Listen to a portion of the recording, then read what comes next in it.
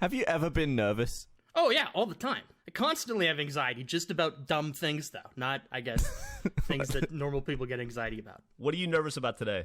You know what? Today, getting my pop filter installed and then having to attach it to a fire extinguisher is a last-minute solution. Wait, what? That was... I couldn't figure out how to attach my pop filter, Gavin. I'll send you a photo. So it's on a fire extinguisher in front of you? I have a fire extinguisher pointed at my face right now on my desk. Because it was the only thing I could find in my room that I could attach the pop filter to, because it wouldn't fit on the mic. And I had a great moment where I moved the mic, and I'm like, why isn't the pop filter moving with it? Oh, it's on a fire extinguisher, that's why. They're not actually connected.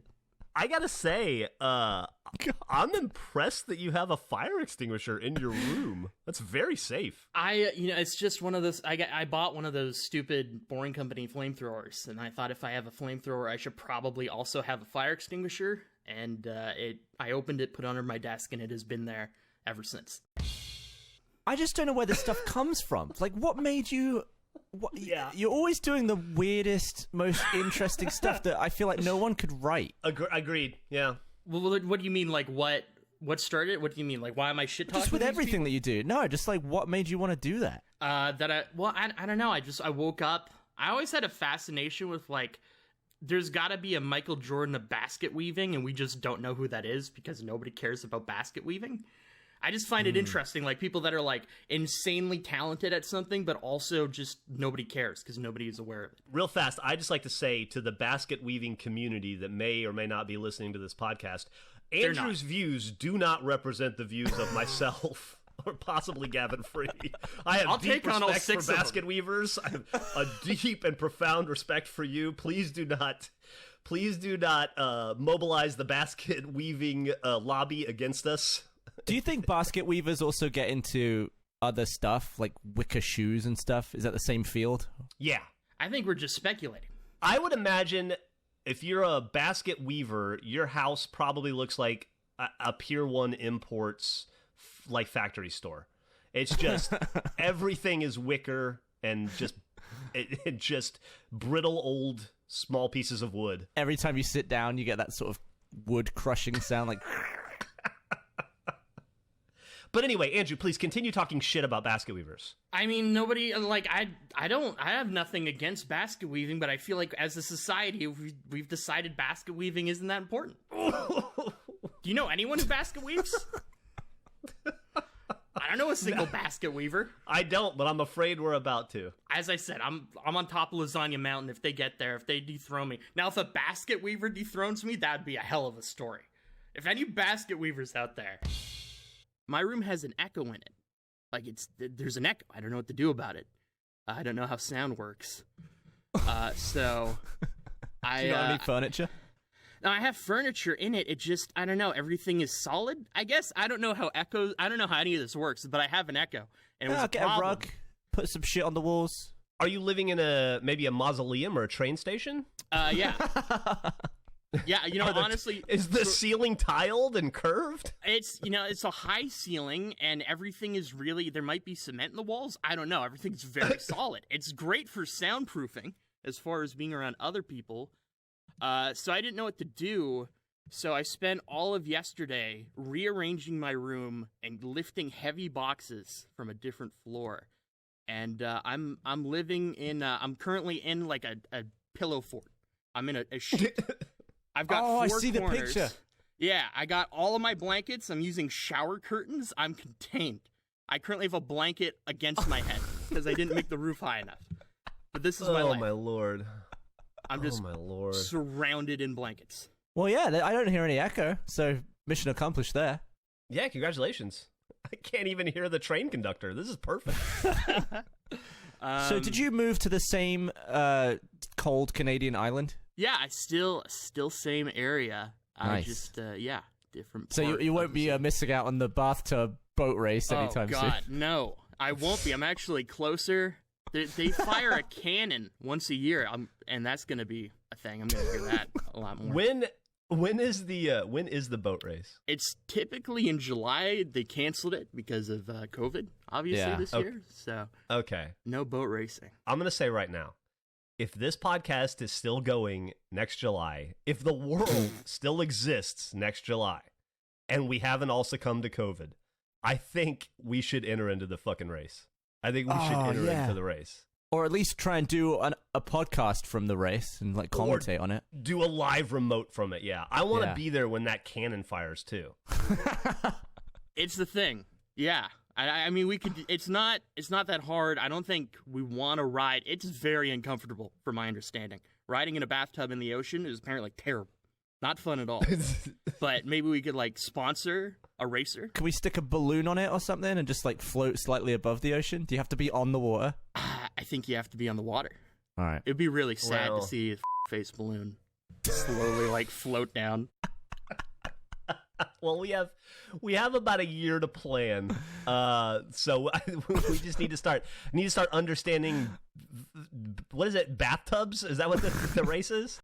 Oh yeah, I'm looking at the other pictures of this fort. I can see a Home Depot box. Oh, it's all Home Depot boxes. It looks good, man. It's not, but I appreciate you saying it. Well, congratulations on surviving the move. Congratulations on your bath. I assume you got clean. I assume the cat has been cleaned since then, and you're all hunkered down. And it sounds like you even got your little bedroom fort going. It's you got to be living high on the hog right now. No, not at all. But thank you once again. I am exhausted, but we're here in a fort. So I was sitting at my desk since the last time we spoke, and there's some stuff happening out my window. There are a bunch of cops. There are a bunch of people. Something had happened outside. And so I kind of walked away for a minute. I was watching from my window, and I saw all these people, a lot of cops, a lot of people, and I noticed this woman with 2 bags. And she, like, kind of walked past the cop, and I thought, that's interesting. This seemed, something might be happening here. What's in those bags? It was like a mini investigation. I was like, where's she going? What's she going to do? So I was watching her, and she walked past the cop. Then she started walking down a little bit, and she went up this little hill. And I could see it's the back of a business, and they have, like, a grass parking lot. I'm like, that's also weird. Is she planning the bags? Like, what's in the bags? What's going to happen? And she keeps walking a little bit more. And then all of a sudden, she takes her pants down and goes into a deep squat, and I'm now watching this homeless woman pee. That was my day. Oh my god. I was shocking. It went from, like, is this a mystery? What's gonna happen? What's gonna happen? Oh god, that woman's peeing. That woman's peeing. I didn't want to see this. What was your reaction? That was my reaction. Oh god, I didn't want to see this. It was a side profile. I couldn't see anything, but I could see the act. It was not good. I did not anticipate. This is perfect for something for me. I love this. This is great. You love a homeless peeing story? No. It goes right into the peeing perv. Okay. Yeah, no, that's great. This was not premeditated. This was not a good event in my life. But there's a payoff to this, which is amazing.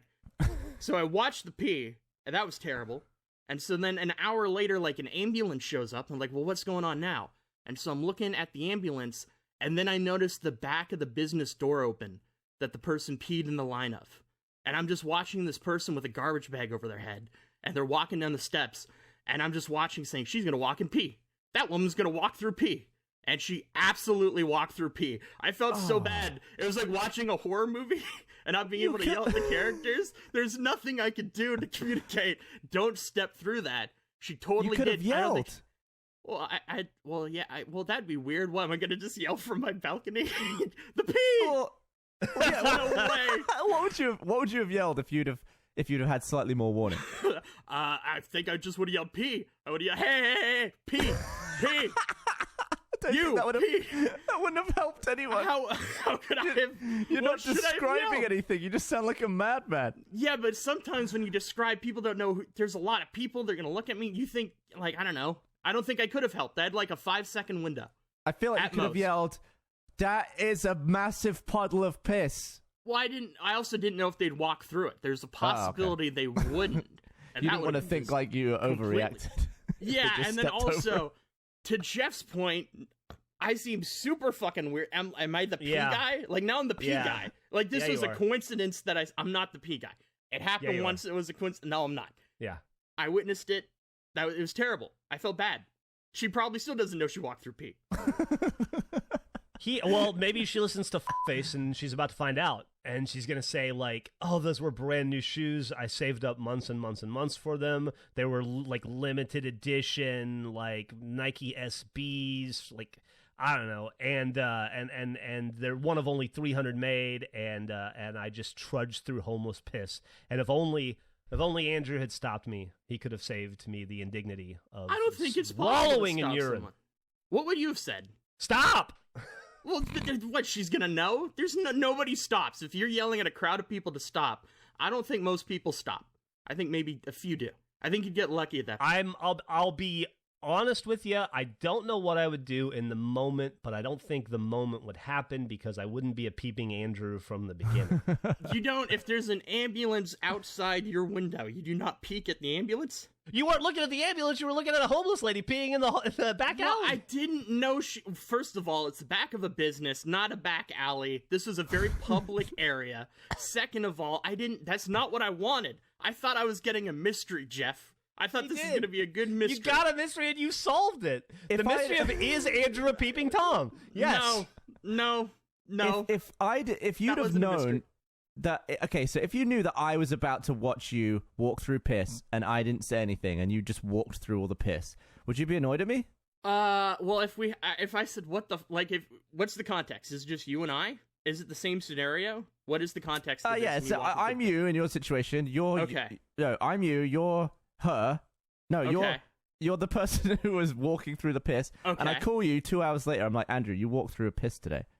And you're like, how do you know? And I'm like, I watched you do it. And you're like, why didn't you warn me? I'll be like, oh, I didn't know what to say. Yeah, well, I'd never tell the person. If I knew them personally, I would never tell them. Right, yeah. But if I did know you, would you be annoyed that I didn't scream out, watch out for the piss puddle? I would have said, why didn't you warn me? And then you would have been like me and said, I could, like, what am I supposed to say? And then I would have said, good point. There's nothing. That's just chaos is in motion. You can't stop it. There's too much momentum. Here's how it would really go. Gavin, hey, Gavin, earlier today, do you remember we were hanging out? Yeah. And I waved at you and you came over. You walked through a puddle of a homeless lady's piss. Oh, I mean, did you wave me over so I would walk through the piss? 100%. I steered you toward the urine. I don't like you anymore. I know. Okay. Goodbye. Fair enough. You know what? I didn't expect to get slandered by Jeff, which I should have. That's foolish on my part. Slander. But this reminds me of something. Watch this, Gavin. I thought giving me time is dangerous, and I had time since we last recorded this. Jeff, say something slanderous about me. Call me out once again. Andrew, I think face. See what I just did there? I just fucking weaponized our show name against you. Yeah, that's genius. Whenever we need to. But weaponize the show name. Why haven't we been doing this?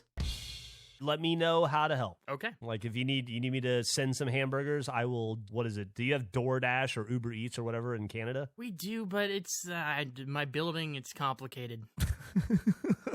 What do you live in an insane asylum or something?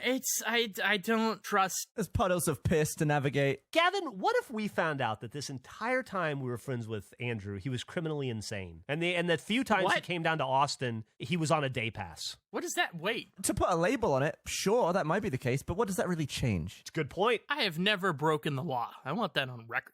What? Haven't broken the law. You must have by accident. Oh, by accident, sure. Who hasn't? You're a peeping Tom who watches women pee. Yeah, that's not legal. That can't be legal. That is not true. I did smuggle popcorn into a movie theater. That's probably technically a crime. I'm probably technically a smuggler. No, that's just policy. That's not law. Oh. Here's your homework. I think it might be law.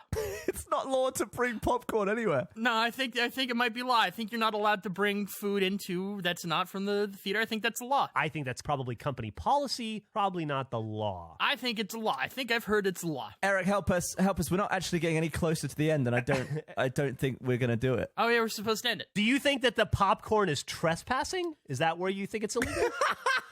I think that there is a law in which you can't bring food in. I think it's a law. I don't think it's just policy. We're going to have to get the face legal team on that. The only law I can think of is if you bring a banned food into a country where you're not allowed to bring that food. No, I think it's a law. I'm pretty sure it's a law. Eric, you're going to have to chime in on the conversation in order to steer us to the end, because... Eric, are you a lawyer? Is popcorn trespassing? Popcorn is not trespassing. It's not illegal. It's just against company policy. Just want to say thank you, everyone, for listening to this week's episode of Face. I'm about to do it, and I'm about to do the best job you've ever heard. Real quick question, though. Where do you side on the Andrew is living in an insane asylum and gets out on day passes to come visit us? I'm with Gavin. Even if we found out that it is true, what does it change? Yeah. Could be different in Canada, too. I don't know, man. You guys might have different... That's a good point. There might be a pickle law up there. There might be a pickle lobby. It's like a metric kind of thing. Yeah. There could be a conversion rate.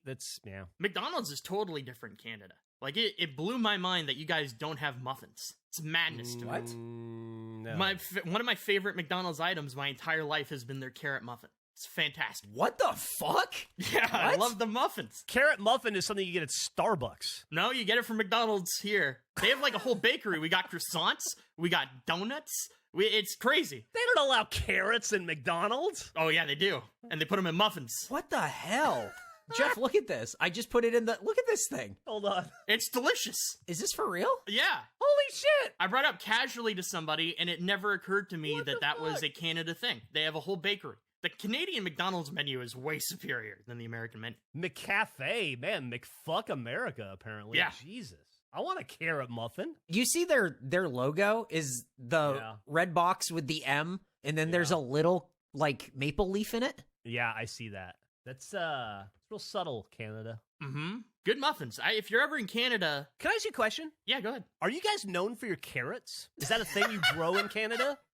Is that like it's like mousse and maple syrup and carrots? Everybody knows that. That's a great question. I will say I've personally tried to grow carrots 2 times in my life, and it has never turned out. So I'm going to say no, just based on personal experience. Do Canadians just love carrots to the point where they're like, we need a carrot muffin? I think you're really focused in on the fact we have We have all types of muffins. We got muffins all over the place. There's like 10 different flavors of muffins. We got croissants. We got donuts. We have all sorts of pastries. Yeah, in America, we have Dunkin' Donuts. No, I don't have that. I got a McDonald's. We have a whole other store for that shit, dude. What about chicken balls? Has anyone here heard of a chicken ball? Oh, fuck. What? No? Okay. All Once right. again, it's another thing my whole life. Chicken balls, go-to Chinese takeout item. And I was thinking about it of like, that's a really unappetizing name for a dish, chicken balls. And I brought it up to someone. They had no idea what I was talking. Let's hear it. What's a chicken ball? It's just like a chicken nugget, but it's a Chinese chicken nugget. It's the piece of chicken, and it's circular, and it's covered in batter. It's just a chicken nugget, essentially. Why is it called a Chinese chicken nugget? Well, I'm just saying it's a Chinese chicken nugget because it's called a chicken ball. It's not actually called a Chinese chicken nugget. It's not Chinese at all. It's a Chinese restaurant item. I see. You don't just go to any restaurant and order chicken. Yeah, that is a classic chicken ball right there. And I guess it's because they kind of look like balls, which is also... But not chicken ball. Chickens do not have balls that look like that, I don't think. Do they not? I'm pretty confident. I mean, I've never checked, but I'm pretty sure. Roosters have testicles, 2 bean-shaped testes located against their backbone in the front of their kidneys. Okay, but they don't look like that. There's not a rooster... They're close. Not in scale. There's no way. How's your average chicken ball taste? I mean, it tastes like an average... I mean, you've had lemon chicken, right? Yeah. And I'm assuming lemon chicken is just like the same type of batter, but it's just like flat and cut into pieces. It tastes like that, but it's circular. Okay. Well, I tell you what, when we come up for the yearly bathtub race, we're going to eat chicken balls and carrot muffins in the bathtub while we race. That's going to be our race fuel. I like it. Could we try eggs too? I've never intentionally had an egg. I'm not an egg guy. I made a change in my life recently, food related. Oh no. And it has been groundbreaking. You started eating eggs. No, haven't done that yet. Oh. That's not even in consideration. What I did, and let me tell you, you're gonna have to stay with me. It's a little weird, but it may be the best choice I've made in a long time. I bought myself a waffle maker. I make morning waffles. As soon as I wake up, I put it in my bathroom. I brush my teeth. I mix a waffle. I have a waffle every day. So you're like a La Quinta Inn. I don't know what that is. It's a hotel famous for their morning waffles. Oh, well, I guess. Do they make your own waffles? Did you say you put the waffle in your bathroom? I do, because the sink is right there, and I have the mixer under the sink, and then I have the counter. You can't just casually say these things. I'm like properly listening now, all right? Every time you open your mouth, I'm listening to every single word. What, are you an insane person? What do you mean? No. Listen, being able to make a breakfast food from your room is revolutionary. It's maybe the greatest thing I've ever done. I put it in the bathroom because the sink is there. I put the mix, I put the mix in the container. Then I add the water at the sink. I stir it up, and then I just pour my waffle.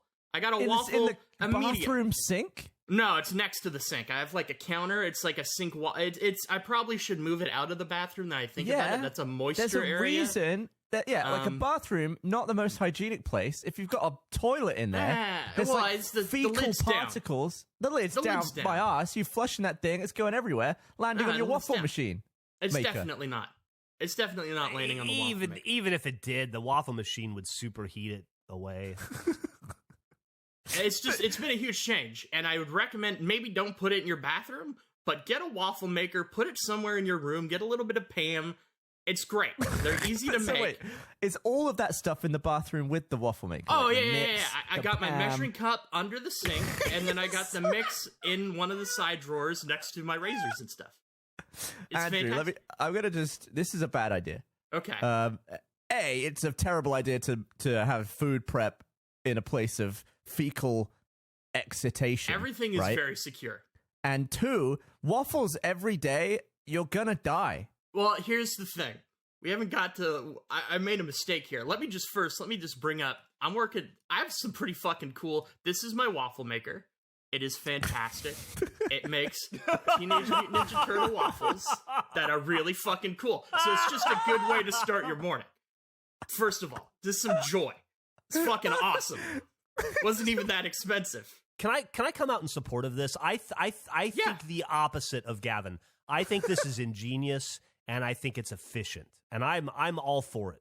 This is the problem. Just imagining you soaking wet, like towel wrapped around you, mixing waffle mix, taking a dump, you get off, the waffles are made. No, it's ridiculous. Does the waffle maker make you sing the song to yourself while you're doing it? No, it's just the whole thing is a joy, Jeff. Every part of it. I don't even need to sing the song. It's fantastic. Do you keep syrup in there with you? No, but I have a mini fridge in my room, and I have butter in there, so I'm set. I'm not a big syrup guy, but I got a little bit of butter. Butter in your bedroom, waffles in the bathroom. What's in the kitchen? Shampoo? No, I got a lot. Actually, I'm looking into getting a second waffle maker for my kitchen because it's kind of an inconvenience when I'm in the kitchen and I want a waffle. The first one should be in the kitchen. The second one is the bathroom one. No. I get way more use out of it in my bathroom than I would in the kitchen. But it's just sometimes you want a waffle in a kitchen and it's an inconvenience to go all the way to my room to get the waffle maker and pull it back. It would never happen. How far is your bedroom/bathroom from the kitchen? It's a different floor, so it's some work. It's some stairs. It requires thought. You got to think about it if you're going to go down there. Have you noticed a change in your health since consuming... What is waffle mix? Like flour and eggs every day? What is it? We're going to get into that. You guys are gonna laugh at me. Because some waffle mix, you have to get an egg. Yeah, I go with ones that don't need eggs. It's often optional. Okay. I think he's right. It's usually you just mix it up with milk or water and you're Oh boy. This is I don't even know how to approach this. You guys are going to laugh. I feel like you're about to admit something that you know is insane to us. Well, did you know that pancake mix and waffle mix are not the same thing? Correct. I thought that they were because sometimes you see pancake and waffle mix as a joint product.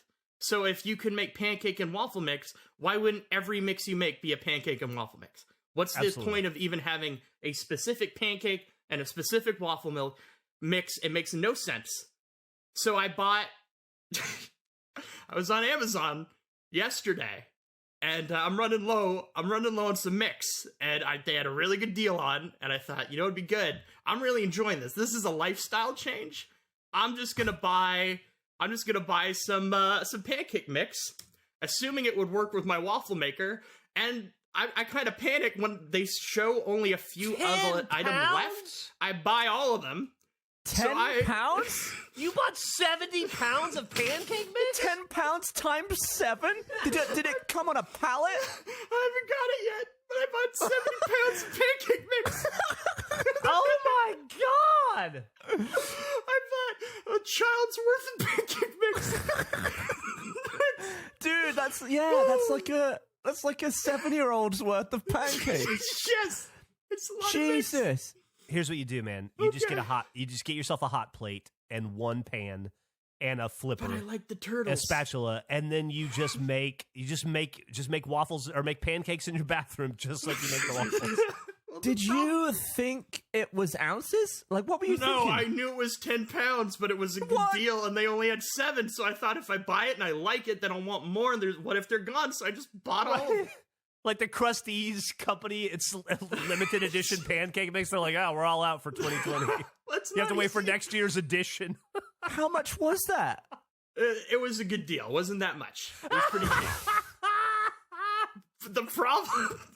The problem is, I didn't know until after I paid for everything that they're different. And so I've been asking people, is this okay? And I'm getting answers all over the place. I've had people tell me it's going to break my waffle machine because it's too gummy. I've had people tell me it's totally fine. It's all over the place. Well, have you considered just switching to pancakes, considering you got 70 pounds of pancake mix? Great point, Gavin. Fantastic point. I thought that too. They don't make any cool pancake machines. I really like my turtle pancakes. No, there's 0 turtles pancakes. It's a real. Here's what you do then. Undersaturated. You could sort of maybe get a piece of metal, like a brand for a cow that is turtles, and then just stab the top of your pancake when it's done. That seems like work, though. The whole point. I'm making bathroom waffles. You think I want to add additional steps to this? This is all about convenience. 70 pounds. Yeah, that's the thing. A lot of people have said, I don't know, just try it and see if the pancake mix thing works in the waffle. Also, I don't know, am I making a waffle or a pancake at that point? I'm putting pancake mix in a waffle maker. Is that a waffle or a pancake? Your heart, your arteries. It's a waffled pancake. Okay. I've been because the waffle is part of the process, right? You waffle something, so it's a waffled pancake. So you're pretty much teed up for another food challenge. I mean, I don't view it that way. This is just a daily joy, and hopefully the pancake mix works. Daily joy for what, like 2.5 years? How long is it going to take you to eat 70 pounds? That's the other problem. Because it's not 70 pounds of food. You're adding stuff to the mix. It's going to be way more than 70. You're going to be eating like 200 pounds of pancakes. I viewed this as like my lifetime supply of pancake waffle mix. I figured I'd be good for a long time. I'm never going to have to think about it again. It's fantastic. It turns out honey, though. It's going to expire. Yeah, won't it go bad? I'm getting to that.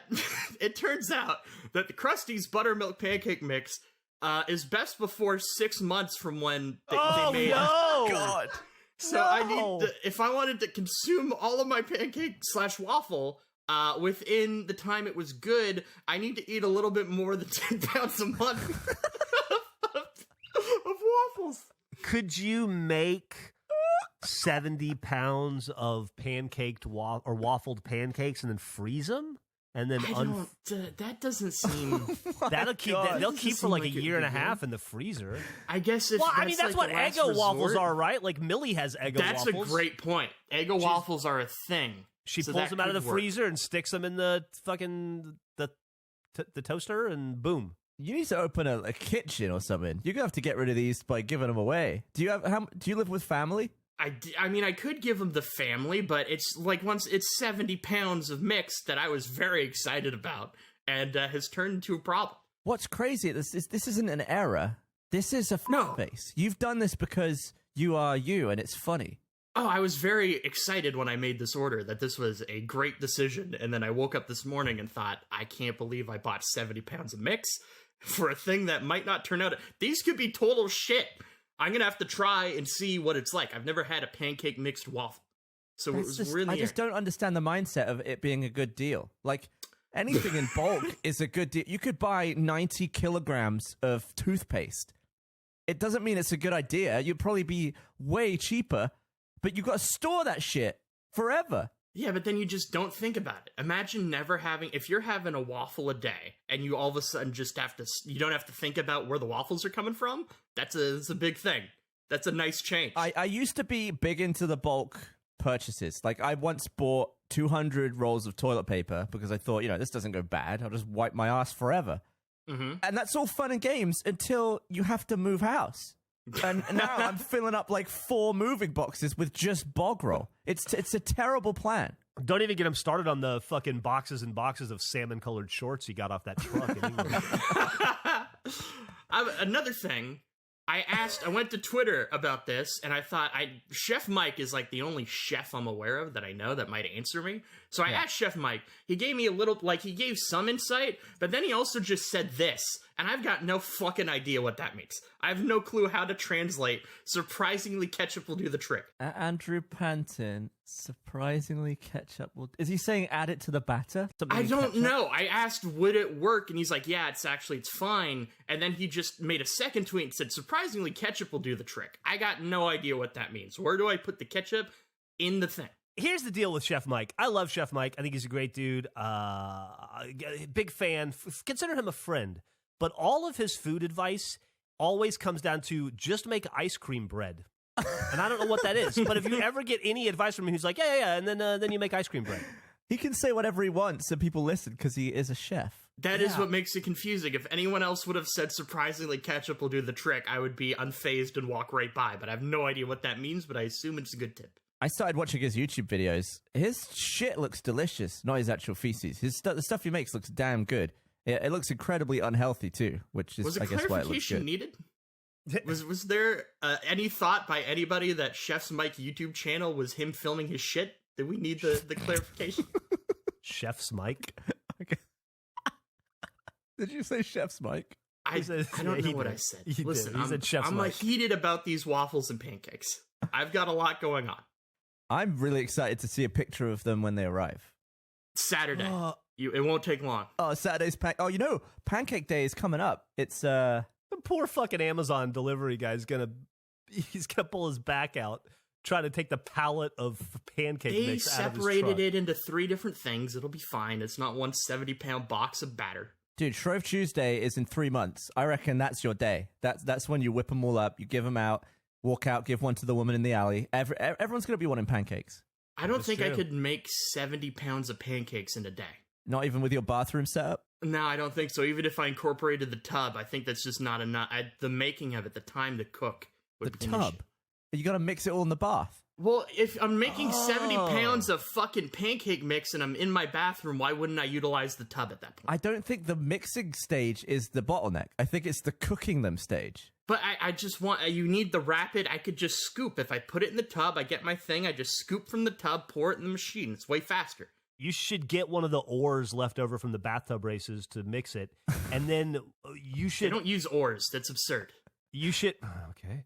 You should overnight like 3 more Teenage Mutant Ninja Turtles you waffle need more makers. So you can start mass producing these things. How many outlets do you have in your bathroom? 2. Okay. Right, well, you're gonna need to get some power strips. You're gonna need to get a power strip. Because there's nothing safer than a power strip on the floor of a bathroom. If anyone has a waffle maker or pancake maker suggestion, feel free to send them to me. Well, in the market for a second. Pancake maker, it's a pan. No, they make pancake machines. No, Andrew. Okay. Let's think about it this way. What's the first part of the word pancake? Pan. Yeah, it's because it's made in a pan. There's Well, not a pancake maker. It's just a pan. It's a cake in a pan. First part of the word is waff, and you don't make a fucking waffle in a waff. I don't get your point. That's not a word, waff. You're just saying you're putting 3 letters together and saying that's how you cook it. You definitely, there are pancake machines. You told me the hotel. I said there are waffle. I said there are waffle machines in the hotel. Oh, maybe you did. Yeah, you might be right about I've seen pancake, but pancake machines definitely too. exist. I've seen things that like will just squirt a circle and then they'll go through like a heater. Yeah, you have to get like an industrial hotel pancake machine. Is the waffle machine the Turtles one? Is it one of the ones that flips, or does it just? No. You just pour it in, you close the lid, and you're good to go. So you get an uneven cook, basically. The tops are going to be softer. It's worth it for the turtle. All right. Is that a Teenage Mutant Ninja Turtles or a Teenage Mutant Hero Turtles waffle maker? I don't get that joke. What is that? It's not a joke. When it was on in England originally, ninjas were too violent, I suppose. So they renamed it to the Teenage Mutant Hero Turtles. I've wanted to know badly for a full fucking week, and I've just been sitting here waiting, sitting on my hands, trying not to talk to you because I don't want to spoil in it. my head, you Michael Scotted your foot. You stepped on your waffle maker like he stepped on his George Foreman. That's what I've been picturing all week. Yes, absolutely. I definitely Icarused myself. I embraced a new lifestyle, and I flew a little too close to the sun, and it escalated poorly. So last time we spoke, I had ordered the 70 pounds of mix, and I was waiting for it. On the previous, early on Saturday, I have shitty ankles. I've always had awful ankles. Just the worst. Even when I was a kid, like I'd run with a limp when I wasn't hurt, just bad ankles. And I rolled my right ankle on a walk because the curb wasn't level and I didn't notice. So I rolled my right ankle. Then later in the day, the 70 pounds of mix came, which the boxes were not built to carry that much weight. They put them in like 3 different Amazon boxes and they were falling apart as I was carrying them. So I'm on one leg and I'm trying to carry 70 pounds of mix up several sets of stairs. And I keep falling. Yeah, I did initially try to carry everything up in one go, and I fell, and that was a mistake. With a rolled ankle, you took all 70 pounds in your hand. Yeah, I tried. I tried. I almost fell. I almost did the Home Alone fall, where I was like slowly falling backwards off the stairs. And was like, oh, I can just grab. Oh no, I can't. I can't grab.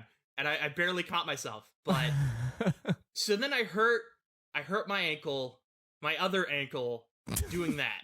I hurt my left ankle. My right ankle, I rolled walking. My left ankle, I hurt trying to get the mix up. And it was bad, but it wasn't the worst injury I've had. I've had this before. I've had issues with my ankles before where it typically is like, I'm out for a week. But I've embraced this waffle lifestyle. I've had so much fun. And I thought I need to add more because I have a fridge. So I have a fridge. I have everything I need. I don't need to necessarily stop at waffles. So I made a new investment to add to my lifestyle. I bought this. I thought this could be perfect. I could have breakfast. I could have lunch. I could have a little snack later in the day. You posted a toaster that toasts hot dog buns and hot dogs. Yes. I bought a dog toaster. I thought I'll sit at my desk. I could cook some dogs up for lunch. I have a hurt ankle. This is perfect. I'm so glad I invested in this. It arrived on Tuesday. It arrived middle of the week. I had this whole dog fantasy lined up, Gavin, that you have no idea. I was so excited to add to the waffles. You've got the shortest attention span. You've already ignored the 70 pounds of pancakes. You're on to dog toasting. Is this also in your bedroom? Yes. Oh, yeah. I was putting it on my desk. It was the whole game plan I had. I had my dogs on my desk. I was going to make desk dogs, and I was just going to love life. I could make waffles in bed, dogs at my desk, fully covered. This is a great thing. So I get the maker. My ankle is sore. It's not that bad. I'm recovering on Tuesday. I get the hot dog maker on Tuesday. I'm hurting. I don't have any food in my room, but I do have a packet of hot dogs and some buns. In the fridge? In my fridge. And I thought, I'm going to cook a desk dog up on the podcast. That will be my introduction to this thing. That'd be really funny if I just throw some desk dogs on, eat a dog while we record. But I was hungry, and I thought, oh, fuck it, I'll test it anyway. So I read the instructions, and the instructions say, experience, or get ready to have a strong chemical odor on your first cook. So I was prepared for that. I wasn't worried about it. It's basic. It's literally just a toaster you put hot dogs into. So I put the dogs in. I'm afraid I don't want to undercook the dogs. I don't know how effective the heating mechanism is on the inside of this thing. Well, I assume they're cooked already. You're just heating them up. Yeah, I'm heating them. It's fair. Yeah, I'm just heating. I wanted a good heat, though. So I cranked it all the way to the highest setting. And I'm sitting at my desk, tracking the election, got my desk dogs going. It's a good night. And I can really smell this strong chemical odor. And it's strong, but I expect it, so it's fine. And I'm just relaxed. I'm really happy. I'm enjoying life. And then my room starts vibrating because I have triggered the loudest smoke alarm I've ever heard. I set off the smoke alarm in my bedroom cooking my desk dogs, and it was ringing. Everything was shaking. It was so bad. I go into full panic mode. I rip the machine off my desk. Dogs go flying, and I hobble into my bathroom because there's no smoke machine in my bathroom. Not smoke machine. Smoke alarm. I don't have a smoke machine in there either. But I'm worried about the smoke alarm. No fears about a machine. So I put the desk dog device in underneath where my towels are in my bathroom. I'm good there. Initial problem solved. Dogs are somewhere. I don't know where they flew to. Not a worry. My next concern is that I have triggered the fire system for my entire building, is my worry. So then I have to stumble out into my hallway, make sure there are no other alarms. Thankfully, I only activated mine. But recently, they tested all the smoke alarms, and whenever they'd set one off, a guy was on a phone talking to someone off-site, and they're like, yeah, no, it went off. We're good. We can go to the next one. So I thought, oh shit, this is going to send a signal to somebody potentially, and the fire cavalry might be coming. I don't know if they're going to send somebody, and I don't know how I can explain the desk dogs was the cause of this fire investigation. So I'm nervous about them embracing my new lifestyle. So I sit for a second, and then I think I need to do something about all of my pancake mix. So like they were bags of cocaine, I grab them one at a time and start frantically hiding them throughout my room, because I just don't want them to stumble into 70 pounds of pancake mix and the waffle machine. What's wrong with you? They could take the wrong idea. They would. I don't know. I thought I could get in trouble. I don't think this is probably a normal thing. I don't imagine the building manager would love this new lifestyle I've embraced. So I'm hiding everything, and I get it all done, and then the dog adrenaline has worn off at this point, and my ankle is very sore, because I've been running around, moving 10-pound bags of pancake mix, running up and down stairs, making sure alarms weren't going off. It was the whole thing. And so the pancake mix initially fractured me, put a dent in the armor, and the desk dogs broke. That's how my ankle fell apart. Was the moving of the desk dogs on Tuesday. Could not walk, could not stand the next day, just couldn't do anything. Had to spend the next several days just laying in bed. I don't understand why that you couldn't do it from your desk, but you could still do it from your phone. I drove from multiple root canals straight to the podcast, and you had an ankle owie. No, my ankle was so bad I couldn't sit at my desk. I had to have it elevated. I couldn't have it downward. The day we tried to record that morning, when I said, like, give me an hour, I took 5 Advils at once. And then was just going to see if it would numb my foot, and it didn't. It didn't make any difference. That's what I had to call it. I do that. Yeah, I made a real effort. A lot. Your liver's going to fail. It was a terrible idea. But I tried it, because I'm a hero, and I want to be here for you guys. Unlike Jeff, worried about some shelves, I make every attempt. And so I could have. I tried. I'd sit at my desk, and I'd go, ugh, like every 10 seconds, because my ankle would throb. It was a throbbing, stabbing pain that was horrendous. You know what you should have done? You should have made a tourniquet with hot dogs. Ooh, that's good thinking. Splint it up. I'm worried now that Jeff and I live so far from you. Like something, you're going to kill yourself by accident. No. And look, you almost burned down your entire building with desk dogs, and then you took 5 Advils. That was one day. And then it took you a week to recover. Well, I'm still recovering. I don't have pain, but I can't really walk. But everything was fine. I don't take that often. It was like, we're trying to record today. Today's the first day I left my room in like 10 days. Well, let me ask you 2 questions. Mm-hmm. First, did you say fire cavalry? Yeah, I didn't know who was going to come. Fire department, maybe the people who work here, a whole group. I didn't know how many. Okay. I didn't know if that's what they call the fire department. No. All right, I was going to ask, like, what now I got to know, what do they call it in England? No. The brigade? No. The fire brigade, right? Brigade is a good word, too. Well, they used to. I'm not sure if they still do. Second question. Have you had a successful hot dog since, and how are they? That's a great question, Jeff. Amongst the pain of Tuesday night, my ankle throbbing, still sore, never ate dinner, but I was scared to set the alarm off again, so I sneakily cooked some dogs in my closet. Put a little sneaky desk dog closet action. I had 2 of them, and they were fine. In an enclosed, unventilated space where did it make a lot of bunch smoke? Of fabric is. Yeah, there's a bunch of fabric. It was late. I kept the lights off, so I couldn't see if there was. I was just you can't see it. It doesn't exist. It's far. It was on the opposite corner of the alarm. I had a fan going. I'm sure everything was fine. To be fair, if the lights are off, you're going to notice the fire sooner. There's no fire. God, we are 20 minutes into talking about beds. Yeah, I'm not done yet either. This is a very. How many pillows do you guys use? One. Fuck. 2. Are you serious? I used 2. I used to be a double pillow kind of guy. I used to like sticking an arm between them. Now I just have a very dense, very supportive single pillow. Oh, okay. I have 8 pillows on my bed. Shut up. Well, I have 8 pillows on my bed, just but you let me take finish. most of them off. I have 8 pillows. Why? Don't get me started. It's decorative. Get them out of there. No, they're all great. I have 8 pillows. I have 2 of them are like, they're not body pillows, but they're like long pillows. They're like half body pillows. They're thick. So I have 2 of those, and then I have 6 standard pillows. How many pillows do you think I use when I go to sleep? 1? That's your guess 1? Jeff, do you want to make a guess? I don't know, man. I would say 0. I don't know. Why would I You're use weird. 0 pillows? I don't know, because it's got to be the most ludicrous answer. I use 8 pillows. I use all of them. Don't. You Yes, don't. I do. Yes, I do. I use all of them, and I don't Why even have a bed at that point? Just sleep in a pillow fort. what I do. I don't know. It's never struck me as weird. The let concept me of guess. using 1 pillow. Go ahead. Let me guess where you put them. Right. Sure, You, go ahead. you have 2 under your head.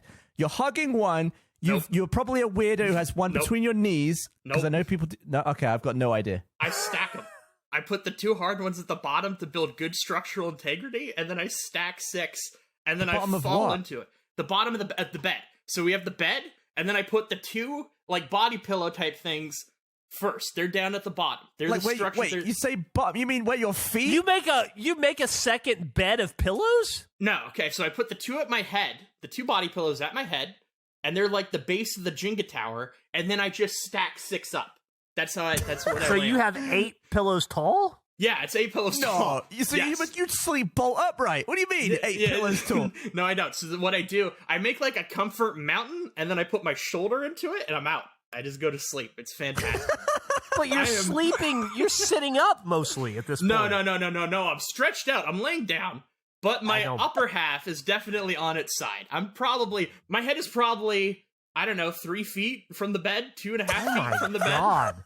I'll tell you what's happening. Your heart is just fucking pumping blood straight to a bad ankle. Oh, it's fantastic. That's what's going on. It never occurred to me. It's weird. It also never occurred to me to only use 1. I have 8. Why wouldn't I use all 8? Pillows are great. Why wouldn't I use all of them? Your spine. Okay, so I'm imagining if I've walked into your bedroom, I've seen you asleep. I'm looking at from the top down. Is your head, and then maybe the headboard. Yeah, and then 6 pillows. Does your head sleep higher than a headboard? It would. I don't think I could sleep with a headboard in my current sleep system. It would be hard. I don't understand. So are you just leant against a wall of pillows, or are you at the top of Pillow Mountain? No, I'm laying on the wall. So my let's say your like head- my ass is on the bed, and then my upper half is just engulfed in this pillow mountain.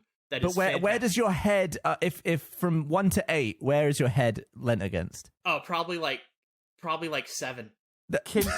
Can you do me a favor? At some point in the future, can you draw this? Yeah, So I'm having a hard time I visualizing will stack it. my pillows for how I lay in them, and I'll take a photo of my setup. All right, I'm putting it on, or I'm gonna get it put on Instagram. Just do it now. You're in your room now. I gotta walk around. My foot Well, he probably sore. wants to show off his new comforter and stuff too. Yeah. Oh my god. I'll wait until I okay. get the new sheets and everything. It'll be a whole thing. But it never occurred to me that was weird. When you lie down, like if you lie down on your side, Yep. there's a gap between where your shoulder and your head are, because your shoulders can touch the bed, but your head doesn't. Not how I lay. Well, if any man lays on their side, there's a gap under their head, right? Right. Put one pillow there. See you later. Jobs are good in. No, you need way more than that. I like to feel secure. I want everything solid. When I was younger, I was like maybe a 3-pillow kid, and I would just put them all against the wall and just lay into the wall as hard as I could. I had a very crick neck. Crick neck sleep. How is your posture? Oh, it's great. I think my posture's fine. I'm sitting upright. Somehow, the way your head has been in your sleep, that's somehow affected your ankles. I bet. Yes, I bet totally. your ankles are out of whack. Totally. Your spine has been tugging on your pelvis, ripping your shins up and bending your ankles. And you getting, yeah, he's right.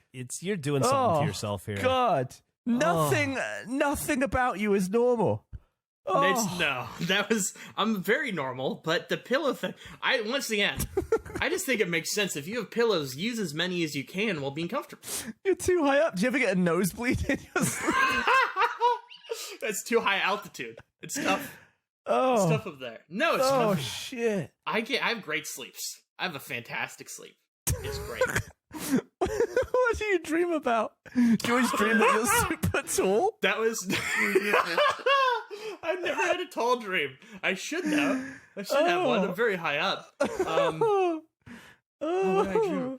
What I dreamt a lot. I have a lot. When I was on the prescription pain pills, I was constantly falling asleep and then waking myself up because I'd be writing somebody a message and then my thumb would hit the keyboard and I'd get excited that I got an alert. Like, oh, an email.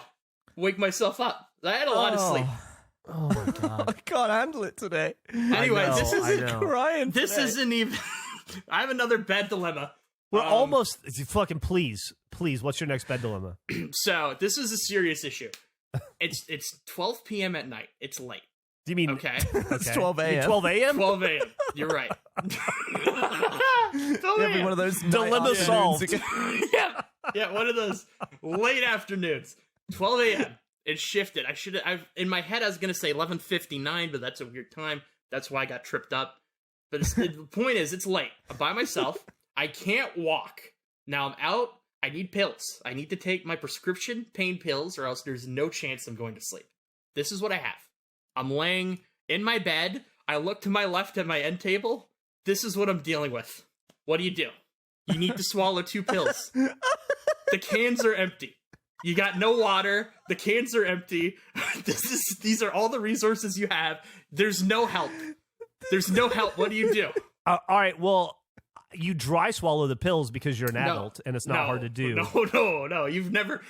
I've never dry swallowed. That seems very intimidating. Don't dry swallow. He's an idiot. You want to take 2 pills in your hand. You want to give them a light coating of Pam, and they'll slide right down. Well, that was the shove them in a hot dog and eat it like you're hiding a pill from a dog.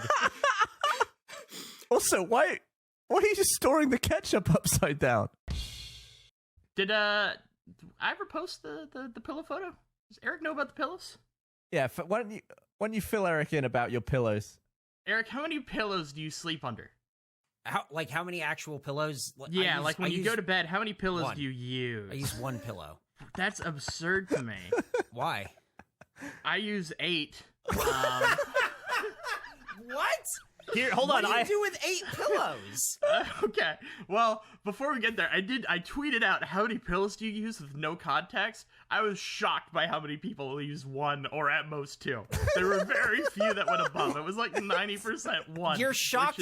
You're shocked by insane. normal. You're shocked by normalcy. It's like asking someone, how many pairs of gloves do you wear at a time? 1? That's insane. Yeah, but the bed has 4 pillows on it, typically, or at least 2. So I'd assume you would use the pillows you had. Now, if you're sharing the bed with someone, I get there's a distribution of pillows. But if it's just you in the bed, I don't see why you don't use all the pillows available to you at that time. So this is my pillow stack. This isn't a full 8. This is like maybe 6 or 7. I had 1 on the floor. I had 1 on the side. It was a full stack. But this is my pillow formation when I go to bed. Wait, hang on. Wait. Hang on. What the fuck? Hang on. Yeah. Wait. Yeah. You were us last week, Eric. I don't understand. Yeah. Also, do you have like little choo-choo trains on your sheets, or what is that? They're little cars with Christmas trees, Eric. I'm a child. Okay. I like Christmas. Do you sleep vertically, or That's what they said. Here's a little side shot. I thought this was funny for comparison. My top pillow is above my my lamp on my night table. I like that they're all different sizes. They're all like different pillows with different cases on. Because I guess no one sells a 9 pillowcase set. I don't understand. Like, some of these pillows look like rolled up sheets. Like, what's going on? No, they're just kind of compressed. There's 2. The bottom is the 2 thicker pillows, and I use that as a structure. We went over this last week. I drew after seeing this, I couldn't get my head around how he sleeps, so I drew a diagram of what I think he's doing. Yeah.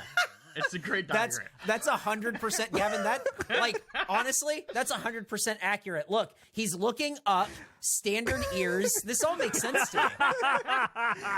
And also, note in the picture that I drew, I had to redact the amount of pillows that he actually has. I had to condense it down to 5 because 8 looked too stupid. Well, so I've been observing now my sleep. I never really put any thought into it, and I have an explanation. I have a system that I didn't know I had. So, to answer your question, Eric, I kind of lean into it. I make like a pillow mountain. I lay into it. Where's this photo I'm looking for? What happens, though, is with all the pillows, is that over time, my bed starts to slide out from the wall. Here we go. This is a clear example. So my mattress, my bed starts to separate itself from the wall. Shit. And as time passes, more and more pillows fall down the hole. So every time you lose a pillow to the hole, you just buy 3 more pillows? No. No, what happens, Jeff, is my pillow tower progressively gets naturally smaller as my bed gets further and further away from the wall.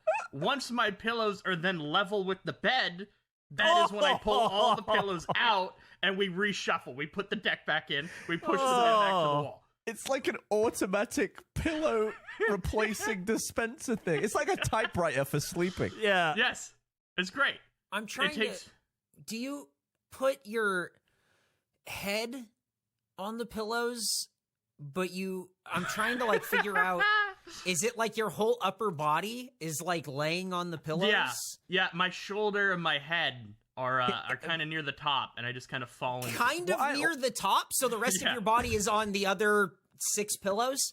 No, I'd say the majority of my body's on the bed, but like my shoulder to kind of like rib area is all pillowed up. In my head, Eric, he's like rugby tackling the stack of pillows, and that's what's causing the mattress to shoot out. I'm sorry. What he just said that his rib area is all pillowed up.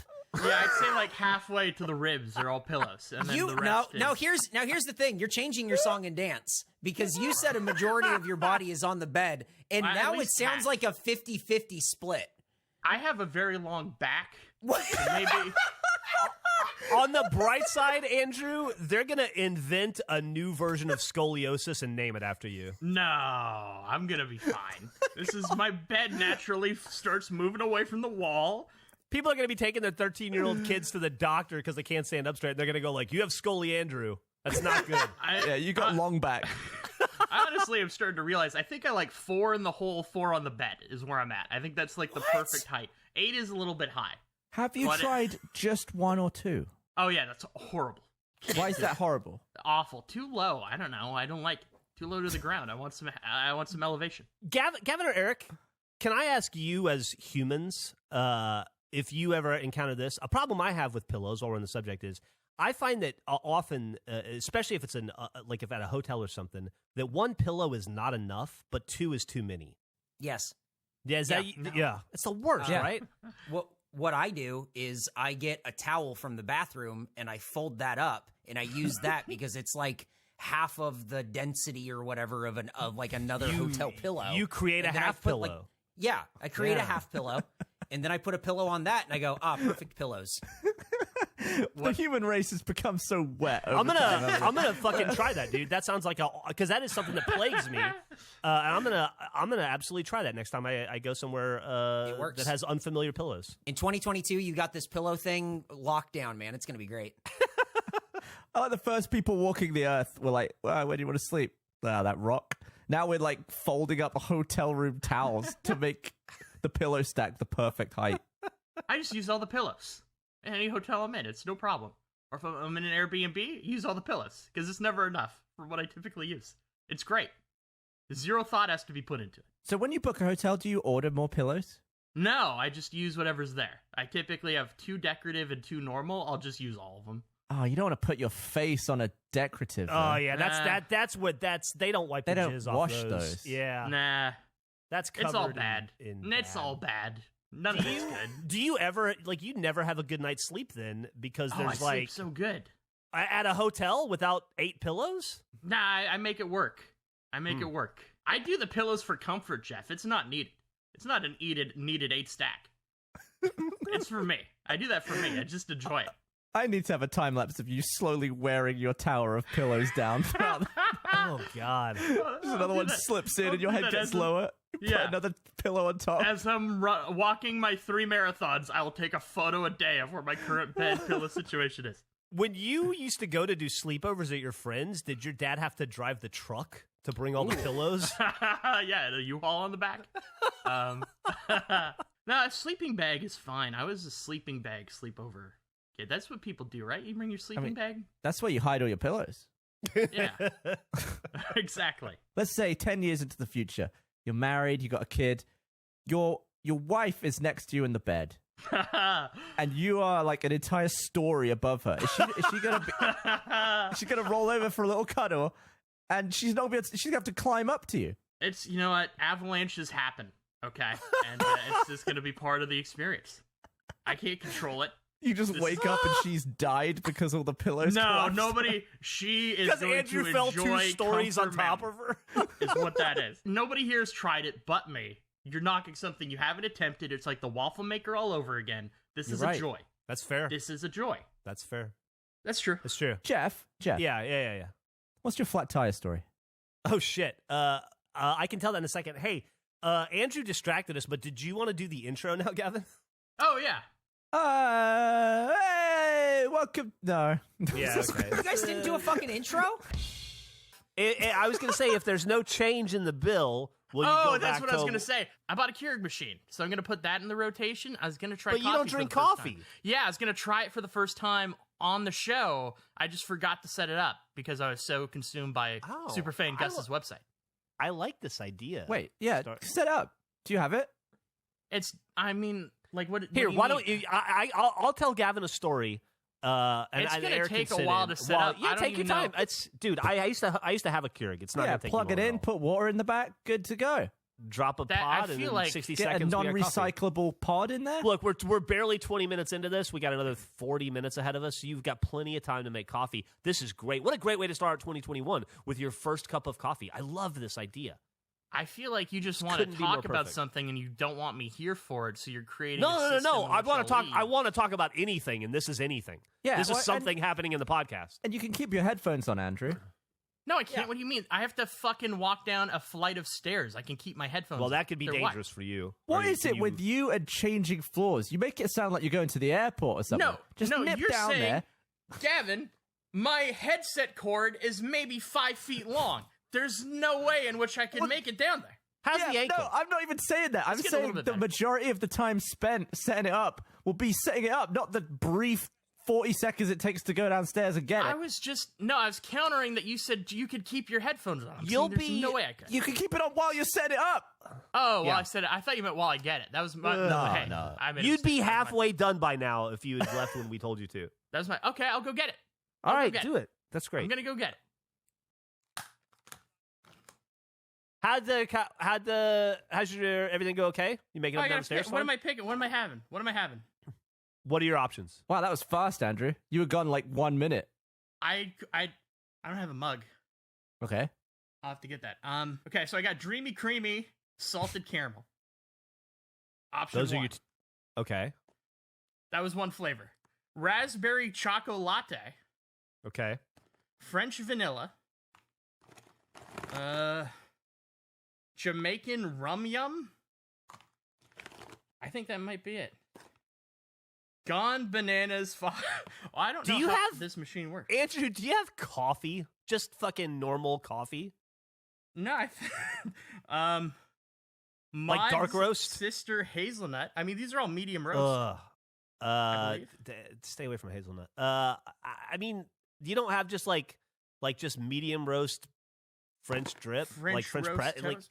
French roast. I got French toast roast. You okay with that? The That fuck? okay? That okay? I've never. Those are some. I guess Those are my choices. French vanilla is probably your closest to actual coffee option there. Okay. Yeah. Are we going French vanilla? Do you have an opinion on this, Gavin? No? Okay. How do I do this? How does this? Do I just put it in the machine and hit go? I'm assuming. Well, I'm did you assuming fill it's the go. reservoir with water? Yeah. Yeah, I did the water thing. Okay. Water set up. Is it plugged into an outlet? It's plugged in. Are you prepared to spin the electricity? Yes, I'm prepared. I got the bits. Okay. I got the bolts. Then, just like stick the cup in, the K cup in, okay. Easy. close the thing, and then hit the go button. There was like a tea bag in there. What do I do with the tea bag? That alarmed me. Take it out. But I what think you do can I also- do with it? It was in its own box. Wait, what? There's like I a don't- tea bag thing. Put it in a drawer. I don't know. Okay, I was just curious. It was weird. It was a weird part. Mine I'll didn't be right come back. with a tea bag.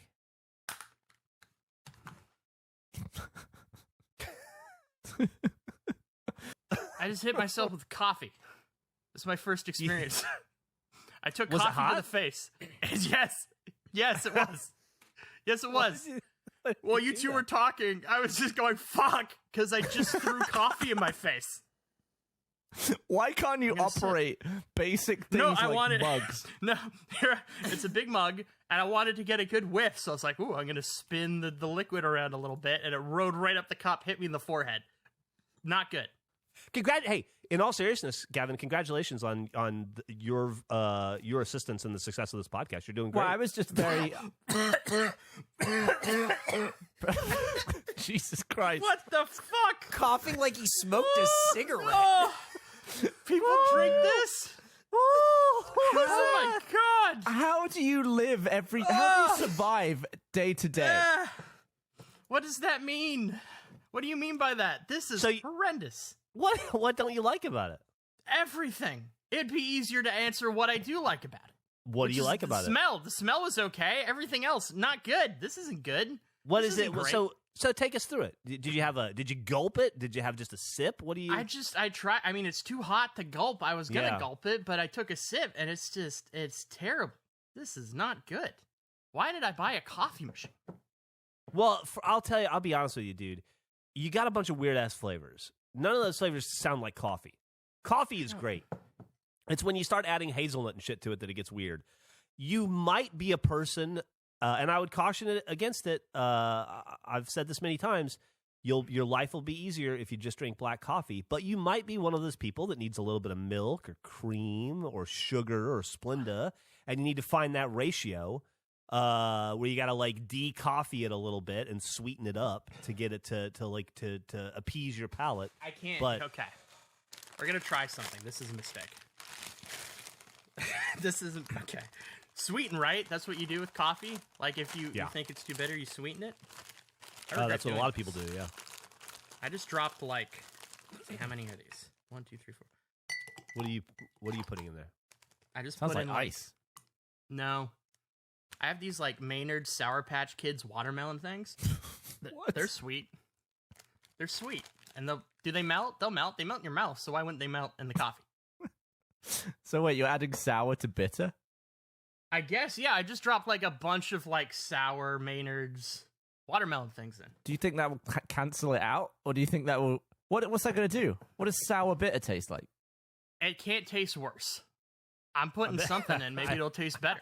I'm adding I stuff think you to might the mix. find out it can taste worse. I don't have really any. I have a sugar cookie on my desk. Should I put that in too? Like, Wow, what do you want me to put do? food into your coffee. Yes, you're asking. You said I need to make it sweeter. I don't have any sweet stuff. I'm grabbing what I have. I've got a fucking sugar cookie. I can put a bit of the sugar cookie in there. That has icing in it.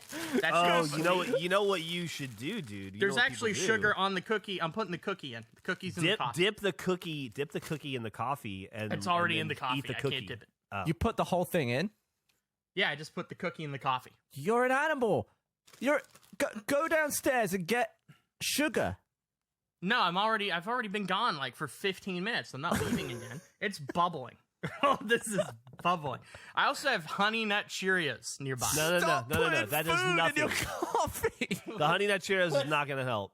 Why wouldn't the Honey Nut Cheerios help? Because that's also sweet. There's a nice honey flavor. I've added sugar through the Oats, sugar cookie. corn, wheat, coffee, Okay. Cheerios. Let's pour some Cheerios in. It's something other than coffee now. Okay. So I have some honey in there. They're like marshmallows almost. I had This Sour is Patch really Kids. the first cup of coffee you've ever had. Yeah. I had one sip. It was no good. This might be better. He's making soup. This is soup. Yeah, yeah.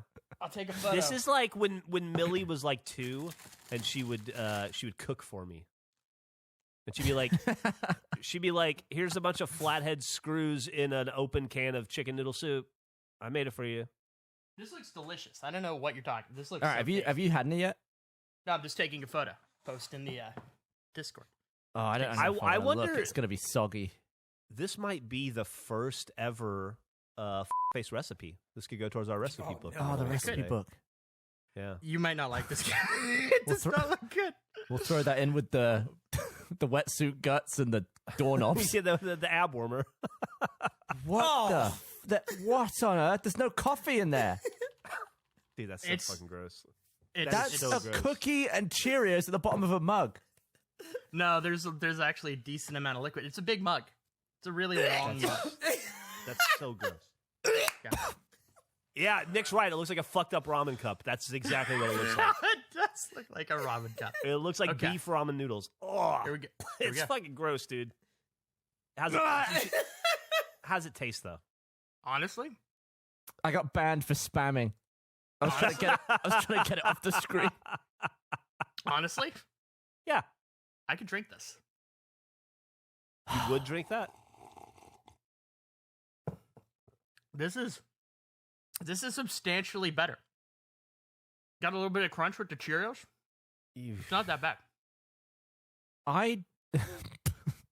You're either getting not kidding. weirder by the week, or you were just hiding it better at the beginning. I would never order this, but it doesn't taste as strong as it did. It Why, definitely Andrew? weakened. Why would you never order coffee with Cheerios and a cookie in it? There's actually a really bad back taste. This isn't good. This isn't good at all. Oh, that sneaks up on you, that back taste. Is that I the think same as like an Cheerios. aftertaste, or is that the taste specifically in the back of your mouth? No, it's like a bat. Like you thought the taste went down, you thought it was gone, and then it crawled back up and is like, I got more, and it's not good. Nick's got a good That point. wasn't What fun. is that shit stain on the left side of the mug? Oh, it was a hot chocolate mug. Wait, it's in So an is old it mug? dirty mug? It's the only mug I had. So you made coffee in a dirty hot chocolate mug? I mean, I made. Well, that's contaminated the experiment. You went downstairs and you came back with a dirty mug? I never went down. I had one on my desk, and it had hot chocolate at the bottom of it. And I was like, on. I'm not gonna go downstairs, so I'll Come just on, dude. use the. I'm gonna be honest with you, Andrew. I still don't think you've tried coffee now. What you're drinking is not coffee. Can I ask a question about the hot chocolate? When was that from? Last night. Okay, that's not too bad. It's still disgusting. It's not terrible though. No, it's last night. How do I What time did you have dispose- hot chocolate last night? I don't know, like 10 p.m. maybe. It was late. It's a late night. Hot chocolate. What prompted you to? Were you just want a little Just treat? a little hot chocolate at night. It's pretty good. Was that to settle your tummy before you go to bed or something?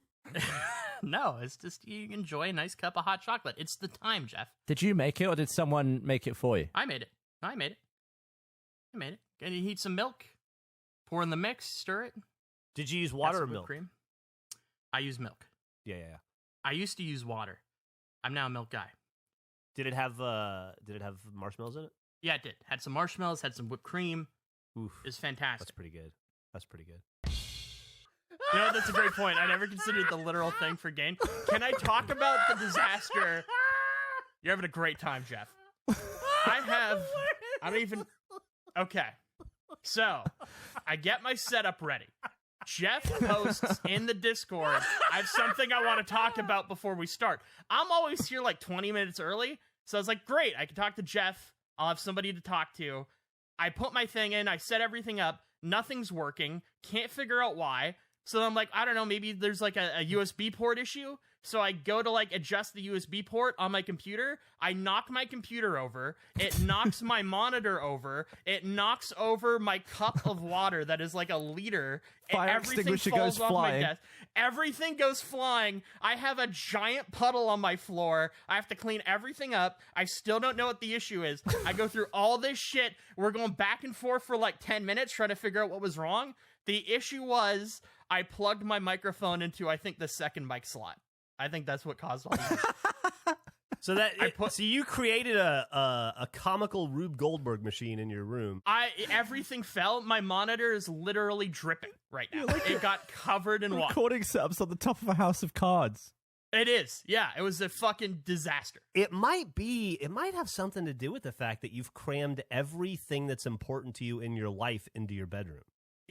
Okay, so just to pivot off of that, I've added a new thing. I made a mistake. I've always wanted to learn how to play piano. Good Christ. I bought an 88-key digital piano. Those things are way bigger than you would anticipate. Those things are fucking huge. They're huge. It's 5 feet long. I'm imagining the width of 88 fingers. It is 5 feet long, or it's like just barely under 5 feet. I was not prepared for that. It has been an issue. I don't have room for it, so I put it on my bed. Have you considered putting it maybe in another room? Well, what I'm imagining is a bunch of completely empty rooms. Yeah. I can imagine the kitchen full of shit, a bedroom full of shit, 3 other empty rooms is how I picture your living situation. That's a good point. I don't have a stand for it, and I'd have to move a chair in there. It's more work, too. I'd have to move a chair, Gavin. But now it's on your bed. You have to move it every time you want to sleep. No. I'm just sleeping with it. It's just on my bed. This is my life right now. Is it on the pillows? Just sleeping next to it like I used to sleep next to a vacuum cleaner? Yeah, it's fine. It's 5 feet long. Oh my God. I'm imagining you rolling over and it just goes... Yeah. It's a great possible alarm clock. I've left it on just to see if I'll roll onto it one day. Ginormous. It's fucking huge and it's heavy. I thought it would be half the size. Oh my God. I'm honestly quite excited for you that you've seemed to have taken up what seems to be a normal hobby and not cooking in the closet.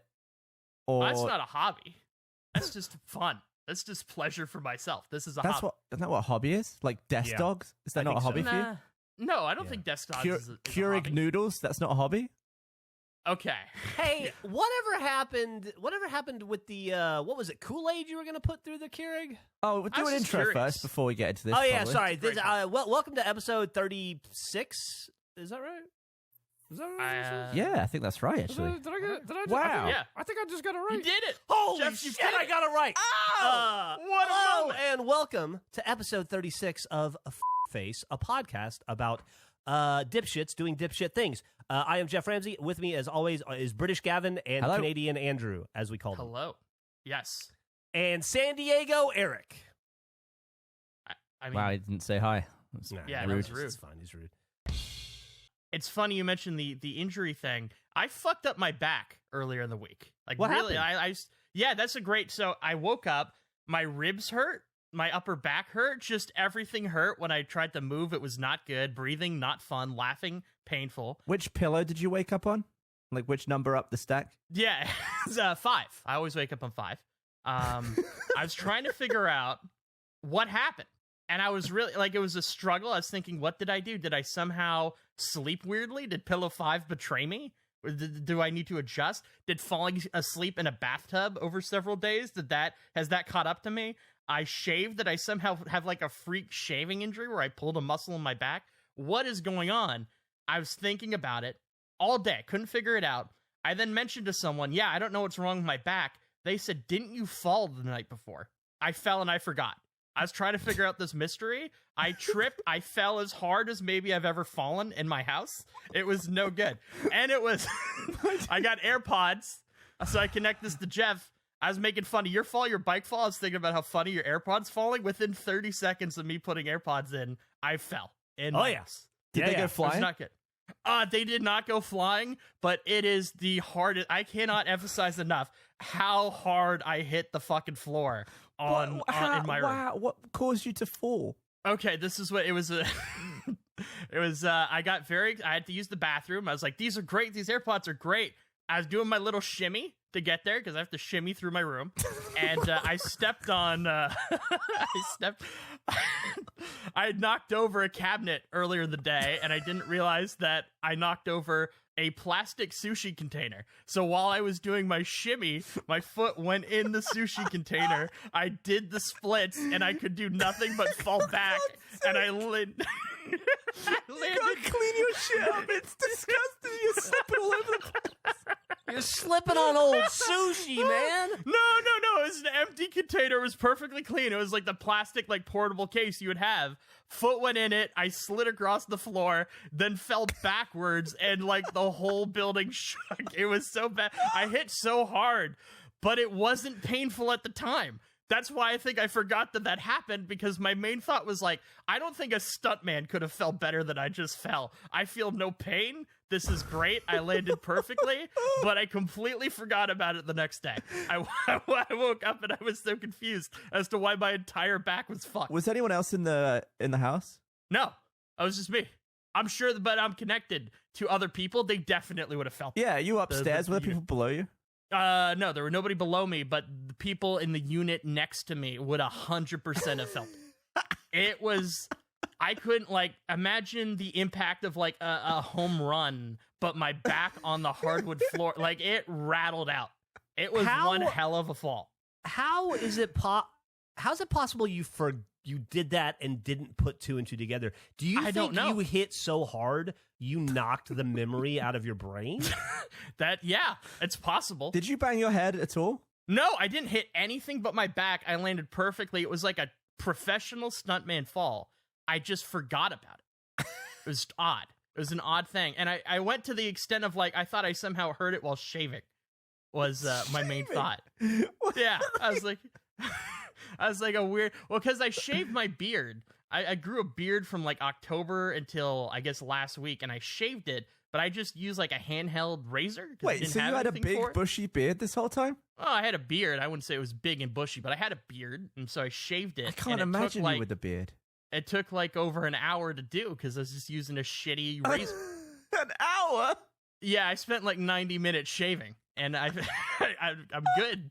I got it done, but I thought, maybe I somehow screwed it up. Like, maybe I threw something out on my back while I was doing my 90-minute shave. Maybe you thought the injury was time-based. So you were like, well, I spent 90 minutes shaving, but only, like, half a second falling. It had to be the shaving. Yeah, it definitely, the time was the bigger issue. I don't think I've hit anything harder than I hit my floor yesterday. It was, or I guess a few days ago. I'm surprised you didn't get winded. No, I didn't get winded at all. As I said, it was such a perfect upper back landing. It was flawless. Didn't hit my head. Everything was just naturally tucked. And the panic, like, it was not calculated at all. My foot sliding, and it's just, there's nothing I could do. And I had that moment of, like, I just gotta fall. It's how I will create the least amount of damage to myself.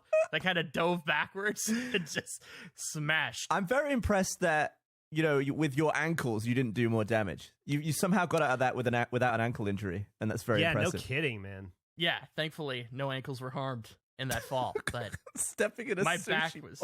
How has your sleep been for your ankles lately? How's my what been? How's sleep been for your ankles lately? Oh, sleep is fine. I haven't injured my ankle in my sleep since the injury. That was a real bad time, though. I kept rolling my ankle in bed. I forgot about that. That sucked. So your ankle's 100% now? My ankle's pretty close to 100%. I still have a thing where if I tilt it at a certain angle and slowly roll into it, it really hurts until it pops, and then it's good. But outside of that, I'm fine. Maybe we're ready for the marathon then. Yeah, I've been thinking about that. That's been on my mind for sure.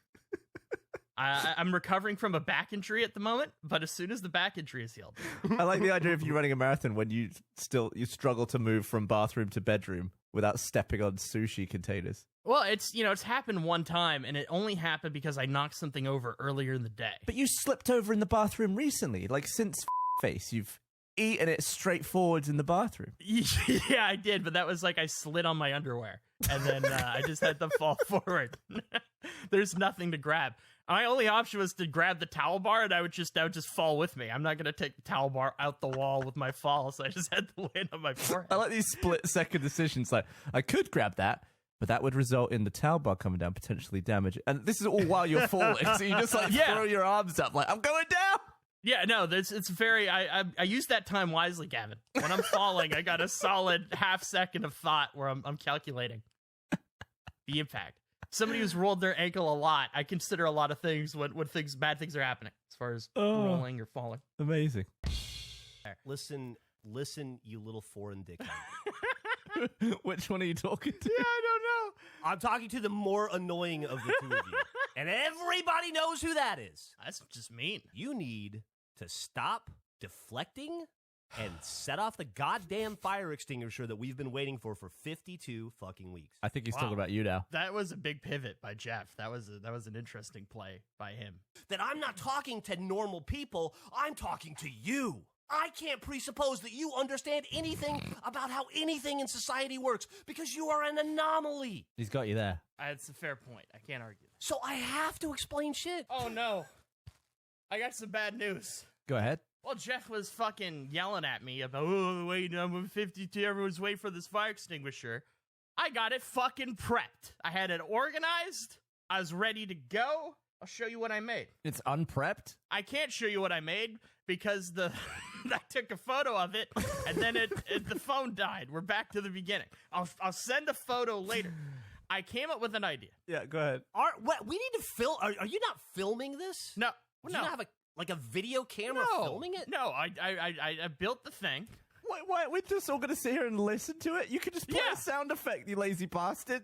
What do you want? This is a fucking audio podcast. What do you want from me? A little bit of supplemental content for the socials. We never talked about the supplemental content. Oh my god, what a show this is.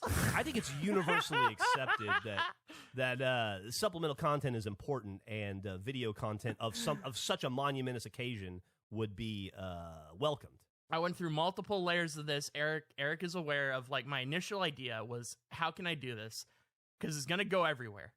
I'm going to build a kill room like in Dexter was the thing I thought of. I'm just going to plastic off an entire thing. Just keep it completely separate. That was my idea. That's what I was trying to build towards. I never got that done. That seemed like a lot of work. I couldn't figure out how to tape to the ceiling. It just seemed like a whole process. I couldn't figure out the logistics of building a kill room where you need to cover the roof. So today, I thought I'm just going to put this in every garbage bag I currently have.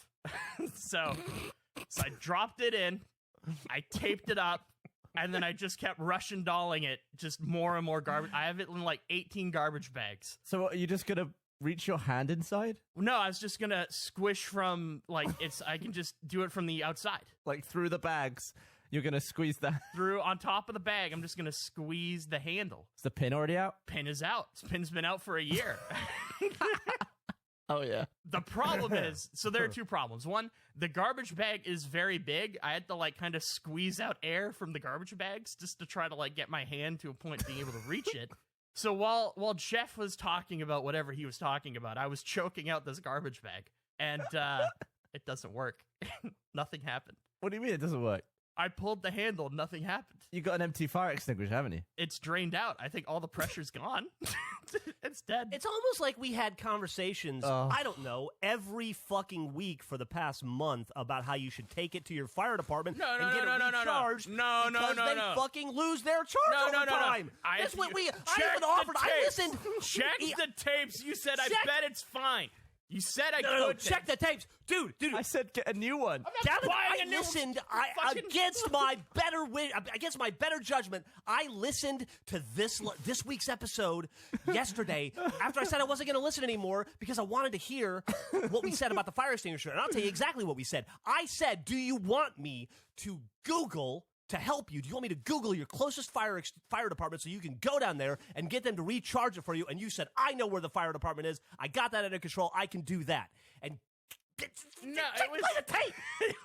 it was discussed, but I think there was a consensus that it's fine. It's totally fine. So you're saying that just now, at the end of that story, you just squeezed the fire extinguisher anyway?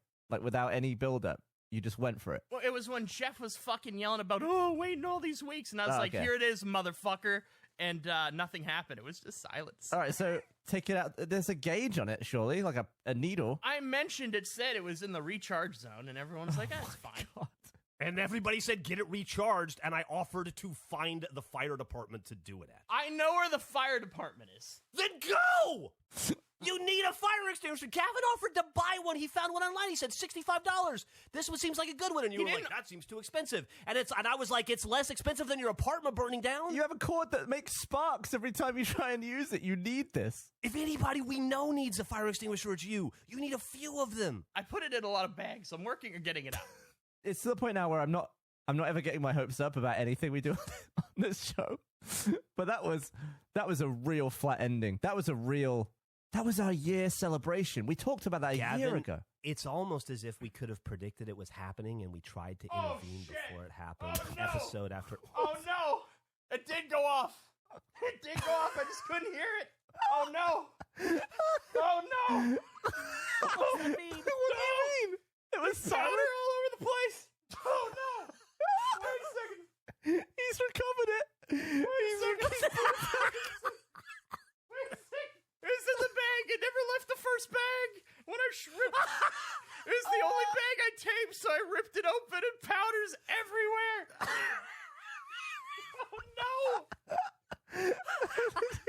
Oh no! How much powder is there? Let's get a. There's a lot of powder. Can we get some descriptions? There's too much powder. Oh no! Where do I take this bag? How did you not notice? I like spurted, I think. This is like a little spurt. So what happens if you squeeze the handle now? Nothing. It's done. So it just coughed, and that was it. Yeah, it was a cough, but it coughed all over the bag, and the powder's everywhere. I gotta be honest. I didn't think that the powder would go everywhere when you open the bag. Neither did I. On a scale of 1 to 10, how big of a mess are we talking about? Oh, it's not like the worst. It's like a 6, but it's like it was an unexpected. My hands have powder on them. I was just ripping through it because I wanted to pull to confirm. And so it's like if you like ripped open a bag of flour. Yeah, sort of like maybe not like a big bag, but yeah, there's a flour bag effect. Oh. And now if you squeeze it outside of the bag, nothing happens. Yeah, squeezing it. Wow, it's dead. I wish you had your phone on. Yeah, well. Well, Gavin, I got news for you, buddy. He can have the phone on or he can be in the podcast, but he can't do both. You gotta take your pick. I mean, I sent him a phone. I should have sent an extinguisher with it. Just giving him all the time. Andrew needs all the ingredients. Speaking of all the ingredients and long-term commitments, you may remember back when this show started, maybe it was episode 3, this begun. This has been a long time coming. Okay. I said some things about basket weavers. I made some comments. I don't even remember what I said at this point, but I had an ongoing feud with the basket weaving community. It was one of the earliest recurring bits we had, I think. I think it was the first one we did have. And you did some research, and you were telling us about this basket weaver who was very famous, but then... Leona Waddell. Yeah. But then you didn't read on and could tell us nothing about it. I just learned that was who the top basket weaver was and was not prepared to answer any questions relating to the person. So I got a kit. I begun the process. I made a few mistakes. I made the assumption, you scan the instructions. I assumed that everything you needed would come into the kit. That was not the case. Everything required to make the basket was not part of the kit. So the first thing is you have to cut the wood into 8 15-inch pieces. And then the next step was join it with string. I didn't have any string. I was out of string. So we used ribbon. It was a real conversation between floss or ribbon. I ended up going with ribbon. Nice orange ribbon. Nice little orange ribbon. It really ties it together. I love orange, my favorite color. We're off to the races. So then the next step is the weaving part. The instructions weren't all that clear, but we committed to it. We're working. So this is step 2. This is probably about, I don't know, an hour into this process. This is the second photo. We're building a basket. The basket is on its way. We are creating art is what we're doing. We're weaving. It looks fantastic. We're weaving like the best of them. Kind of has a bowl vibe at the moment. Yeah. And I was not going to give up until I made this basket. So I was up late. Is that a little bow tie? That's so cute. Have you snapped, or is that just is that like the end of what you were weaving sticking up there? That's the end of what I was weaving, okay. I believe. Or maybe not. It's hard to tell. It's a complicated thing, the basket weave. So I was up for a long time last night trying to put this together. It reminded me of when I was a kid in school. I've had this kit for weeks, and I just put it off until the night before, and realizing I didn't have the prep I needed and like getting stressed. It was like I was trying to submit an assignment again.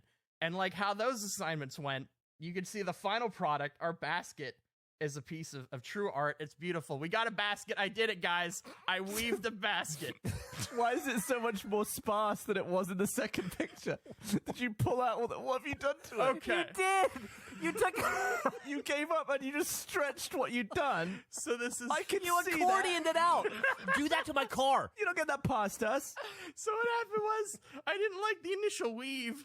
So then I pulled it all out, but then all the wood dried. So then I had to re-wet the wood, and I could never recapture the magic that was the first weave. But we put, that was, you're looking at 4 hours of weave work there.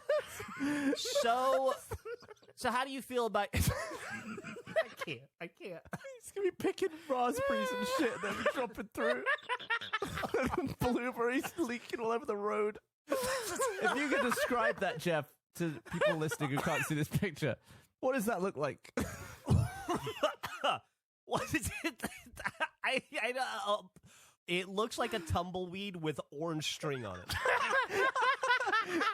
Tumbleweed with a handle. Tumbleweed with a handle.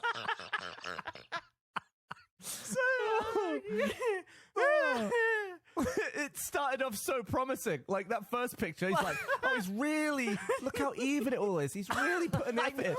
The second one, oh, I can't wait to see what this is going to look like. Third one, I wish I hadn't. The instructions were not very good.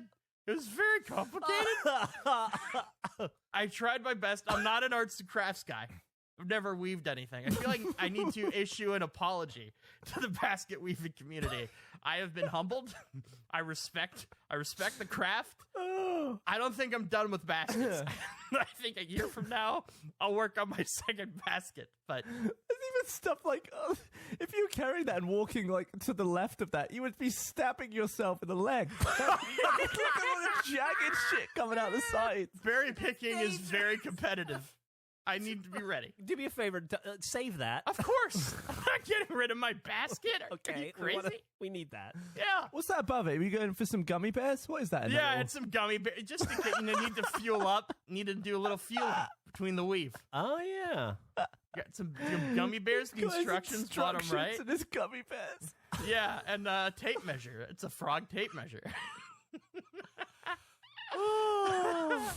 So that's the basket. Your life is like if someone got locked in the Blue's Clues house and grew up and just got stuck there. So Millie Ramsey has been very quietly listening to the last 15 minutes of this or so next to me, and she died at that. I think the Blue's Clues thing just killed her. Yeah. She's on the floor. Oh my god. So that was actually Shit. I don't know if you delivered on the fire extinguisher or not. You definitely pulled it back, but it doesn't matter because this basket is phenomenal. Like it eclipsed. Who gives a shit about fire extinguishers now? Well, I still do because I have to clean it up as soon as we're done. But outside of that, I agree. Ridiculous. Yeah. Well, You got any custom shit, Andrew? You got any custom furniture that's around appliances? No, I don't have anything. I got a desk and a bed and a fridge. That's all I have. I don't have any. There's no built-in appliances where I live.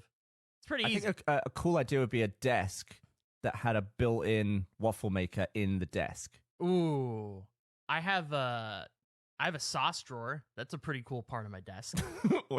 Okay. Hold on. Elaborate. And can you inventory this sauce drawer? Yeah, I could. I mean, we're gonna go down a road of sauces eventually in this episode. I have my desk. I got 3 drawers on my desk. Left side, it's all my collectible stuff. I got cards in there, anything that I deem collectible value. Put it in the left side. Middle, that's the important papers, cards, whatever, information. Serious stuff in the middle cabinet. Papers and cards? Yeah, like my social security, all that shit. Middle desk area. The right cabinet, right drawer, sauces. It's all about sauces. I got my sauces. I got straws. I got some cutlery, some plastic cutlery. Never know when you need it. That's my food drawer, the right drawer, my desk. can open it right now. I got, mainly it's honey mustard. We got a lot of, here, I can take a photo. I'll be, 1 second. You actually have your phone on you here in the middle of the podcast? My phone, and it's charged. Did you charge it last night? Oh, I sure did, Gavin. I'm learning, okay? It I'm took blown me away. a year, but I'm learning. This is a... Oh, boy. Okay, so now it's the whole thing. I don't have Discord on my phone, so this is where the chaos begins. So I gotta send the photo to here, and then I'll go to my tablet. Is this what it's like when I try to send stuff to you guys? Oh, yes. Yes, it is this. But I at least get it. I get it. there's a clear path on this. I'm genuinely excited to see this photo, though. Like, I feel like if I know a photo is coming from Andrew Panton and I'm about to have just a little window into his weirdo world, Yes. I'm so excited. Well, I'm so less interested in the photo, but in what's around the photo. Like, yeah, what's like what's the background. stuff that isn't the subject of the photo? Yeah. I don't think there's a lot going on as far as not the subject. My tablet's almost dead, so we're gonna Okay, well, we're gonna pivot to my sauce story. lesson not entirely learned. No, well, I didn't. Hey, we're not all perfect at all times. This is my sauce drawer at the moment. I got some my ketchups. God. You got some honey mustards. You got a syrup. There's 2 syrups in there. Whenever I get extra whatever sauce, I just throw it in the sauce drawer. Heinz Honey Mustard Bistro. Yeah, that's the Wendy's honey mustard right now. They used to have a branded. I don't know when it flipped, but since well, I guess I do. Since the pandemic, they don't have it anymore. What's in the dotted drawer? What is Or in the dotted little drawer? box. The dotted That's box. a great. I think it's just bullshit. It's just bullshit in that. I don't know what's really in there. It's not just a sauce random related. No, it's not sauce related. It's just, there's You a few seem other to things have. in there. I can see the edge of a plate on your desk. Is that the edge of a plate? No, that's my mouse pad. That's the edge of my mouse pad. That is not a plate. That's a really big drawer. That's a massive drawer of sauce. It's a big drawer of sauce. So we need to move the sauces. I don't know if either of you do you know what a BTS is? The K-pop band. I didn't know Yeah, what K-pop BTS was.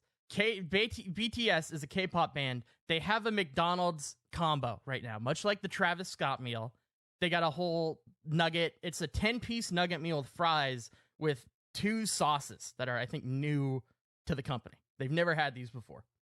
I don't know if you remember a few weeks ago, we had a conversation about chugging sodas in a can. You never did that, Andrew. Yeah, You well, all- they're you're on giving my it all desk. talk. Gavin, they're I on did my it. desk Yeah. right now. So I could do this. You guys said it was nothing, so I don't know if it's even worth doing. But last week, I was going to do it, but I couldn't find a place that sold cans. So I thought I'll just order like a drink from McDonald's, and I found the BTS meal, and I found the sauces. Sauce is delicious. I'm a big fan of the sweet chili. They have a sweet chili and a Cajun sauce. Love the sweet chili. So I ordered it. I tried it. I was like, these are great. They're limited. They're going to go away at the end of June. It's too bad you only get 2 sauces per thing. I love sauce. I'm a big sauce guy. So then I thought, well, on the app, I've been told apparently in the past, you cannot just buy sauces. Typically, when it's a specialty sauce, you need to order the meal it comes with. But on the app, on DoorDash, there's a sauce section. I'm sure it's for every delivery app. There is a condiment section, and they had the nugget sauce in the condiment section. So I did what any reasonable person would do. I just ordered 75 nugget sauce of the sweet chili. Oh my! Without any other food? Nothing else. Just 75. I ordered a bag of sauce. I'm like, I was talking to Eric about it, and I was trying to figure out, well, what's the max here? Can I just order a big bag of sauce? And then the concern is, we accept the order. I went all sauce. Okay, so we ordered 75 sweet chili sauce. To my shock, I kept waiting for them to say, this is a criminal act. You cannot do this. We're shutting down your order. But it just kept advancing to the next phase. So it just kept building and building. I was so excited. And they surely budget out their inventory with the amount of meals. Like, if they're only giving 2 per meal, they probably know exactly how many meals they can sell. You're basically ruining that entire system. Well, no, okay, listen, they got nugget boxes, Gavin. They got bags. They got cups. It's a whole...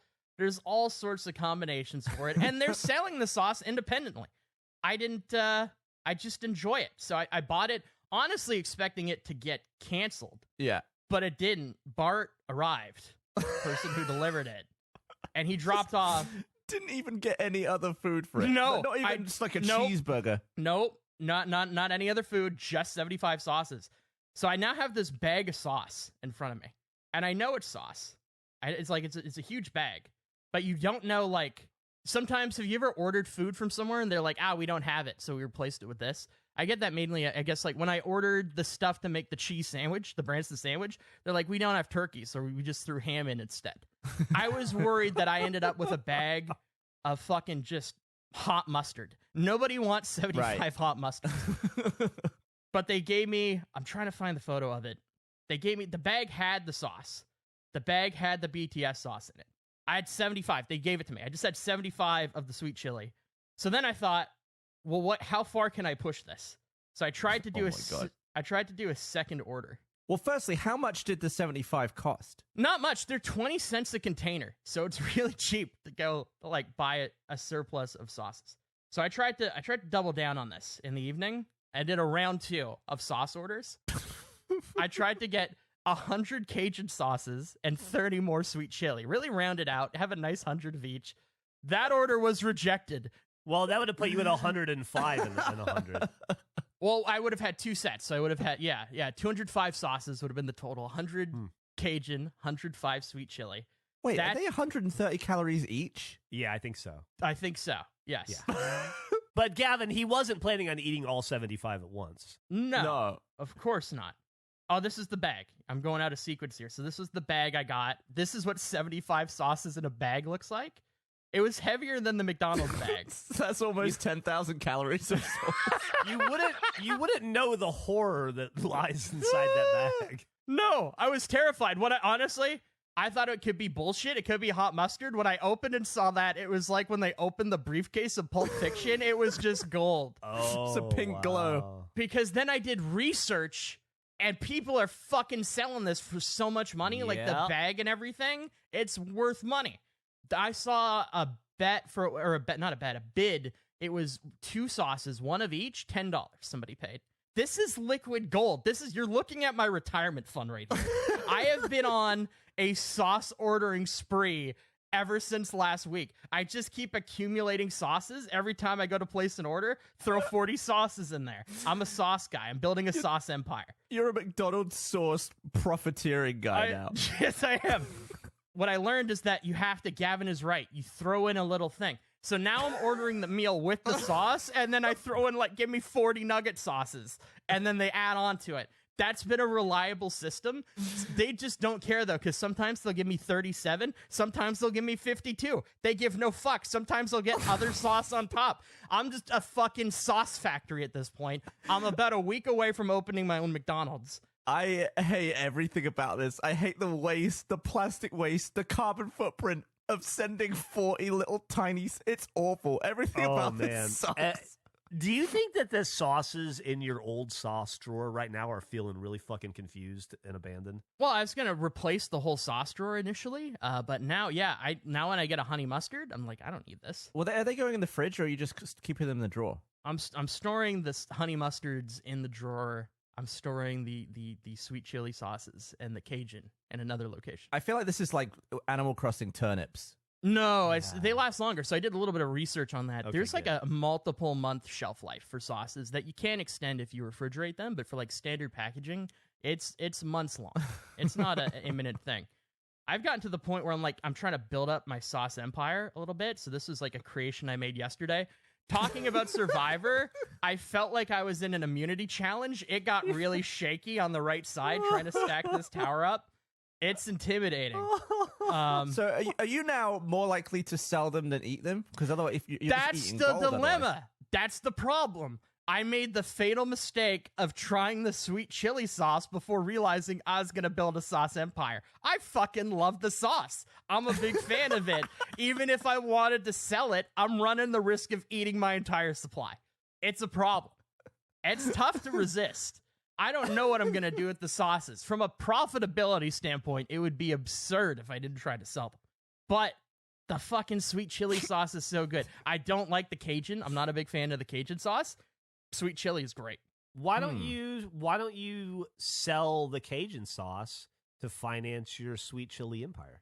That's a great idea. The thing is, Jeff, we got to wait until June 21st, and then this is a fucking sauce shipped to Mars. Right, We're going to make all the money. It becomes the Szechuan sauce from Rick and Morty. It becomes Szechuan sauce 2.0. Exactly. Exactly. Yeah, it's like when the artist dies and his work becomes more valuable.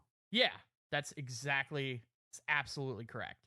I went on to build I was trying to build the most epic sauce type structure I could make. So we've done a few variations. I was doing 3x3 and I got to 16 levels and it collapsed, which was terrifying. These are valuable goods. I was playing a game and I got to the 16th floor and then everybody just heard me go, "Uh-oh." The entire tower just fell over. Sauce shot all over the place. But right next to me, and it is terrifying because it wobbles. Because every once in a while, my fridge will violently vibrate because it's like chilling or whatever a fridge does. I don't know how fridges work. But violently vibrate. Yeah, like it Might goes. want to get that looked at, but sure. No, it's like a brief. It only It's lasts probably the for like compressor 30 kicking seconds. on. Yeah, so that is probably what it is. This is what I got right next to me right now, to my right. I got a whole sauce. Ooh. It's leaning a little bit. It's not great. Now, is that a black container or is that the color of the sauce? That is a black container. Okay, thank God. Yeah, it is not. It's kind of like a red and a yellowy sauce. Okay, gotcha. So, what is the total number of sauces? Great question, Jeff. That's fantastic. I think I have 116 sweet chili sauces and 73 Cajun, I want to say. Somewhere around there. I'm close to 200 sauces.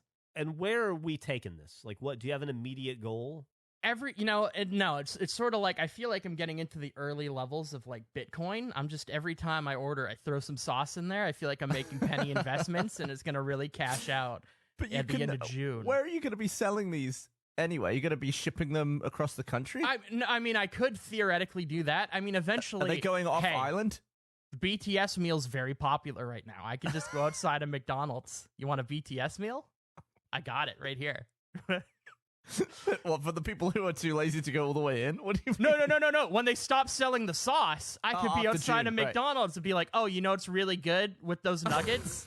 The sweet chili sauce. Oh, they don't sell it anymore? Interesting. What would you give?" And are you are you going into McDonald's first and getting a load of nugs just so you can offer the complete package, or are you making them do half you know the what? work? I think I would stand near the front till, and anybody who ordered nugs, I'd then be like, "Hey, you know what would be really good with that?" You're gonna get kicked out so far. You should get a sign. Yeah, you get a sign like a scalper. Yeah, right.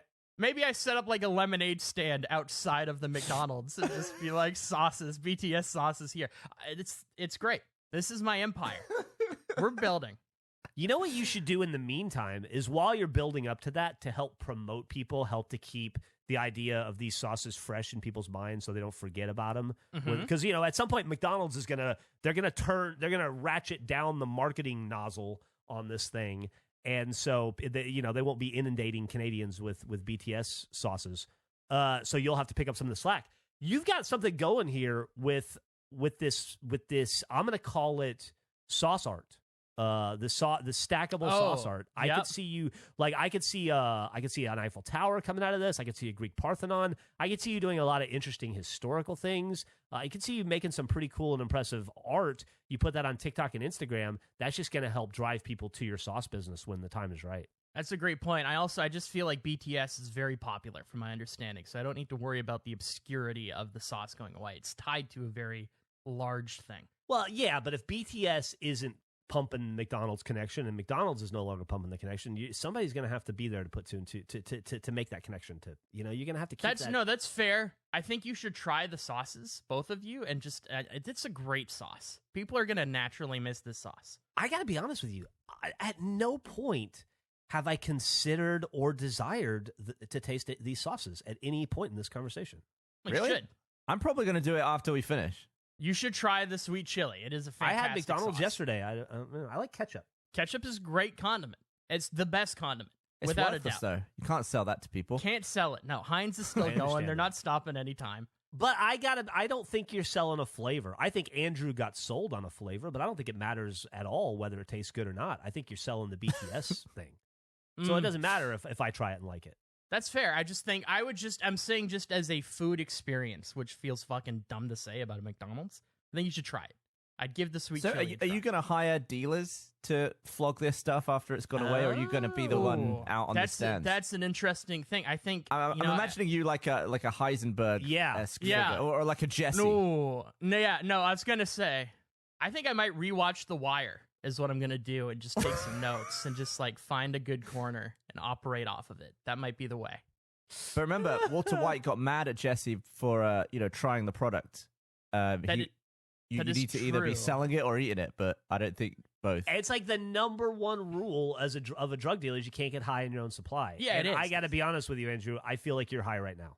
No, I'm not high. The issue is, it's not like fucking Walter I think White. you're sauce high right now. I think you are. I don't think there's a lot of day that goes by that you're not pretty close to or on the sauce. You know what? Listen, it's been tough. I'm not gonna lie to you, but I've avoided sauce high.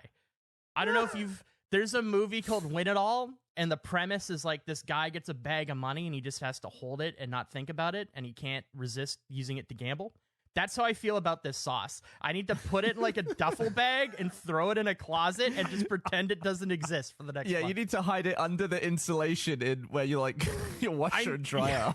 I need to reopen Gavin's safe that I bought and just put all the sauce in that and just lock it away. Because I'm not sauce high, Jeff, but I'm constantly thinking about being sauce high. Dude, every day. It is a struggle. Your withdrawals. I feel like the day the BTS ends, and you're like, all right, now's the day I get rich. You're gonna open up that sauce drawer, and it's just gonna be a little sauce tumbleweed that goes through, and you're gonna go, uh-oh, and then you're double fucked because not only is it gone, but you were your own supply, and you've run through your own supply, and now you're the only addict, and you have no way to get it. You've created your own problem. He's going to be buying it off other people. Andrew's going to be standing outside of McDonald's begging people to sell him sauce. Hey, anyone get some BTS sauce last month? Can I check your glove compartment? Floor of your car? Anything? Maybe your trunk? He's rummaging through the bin.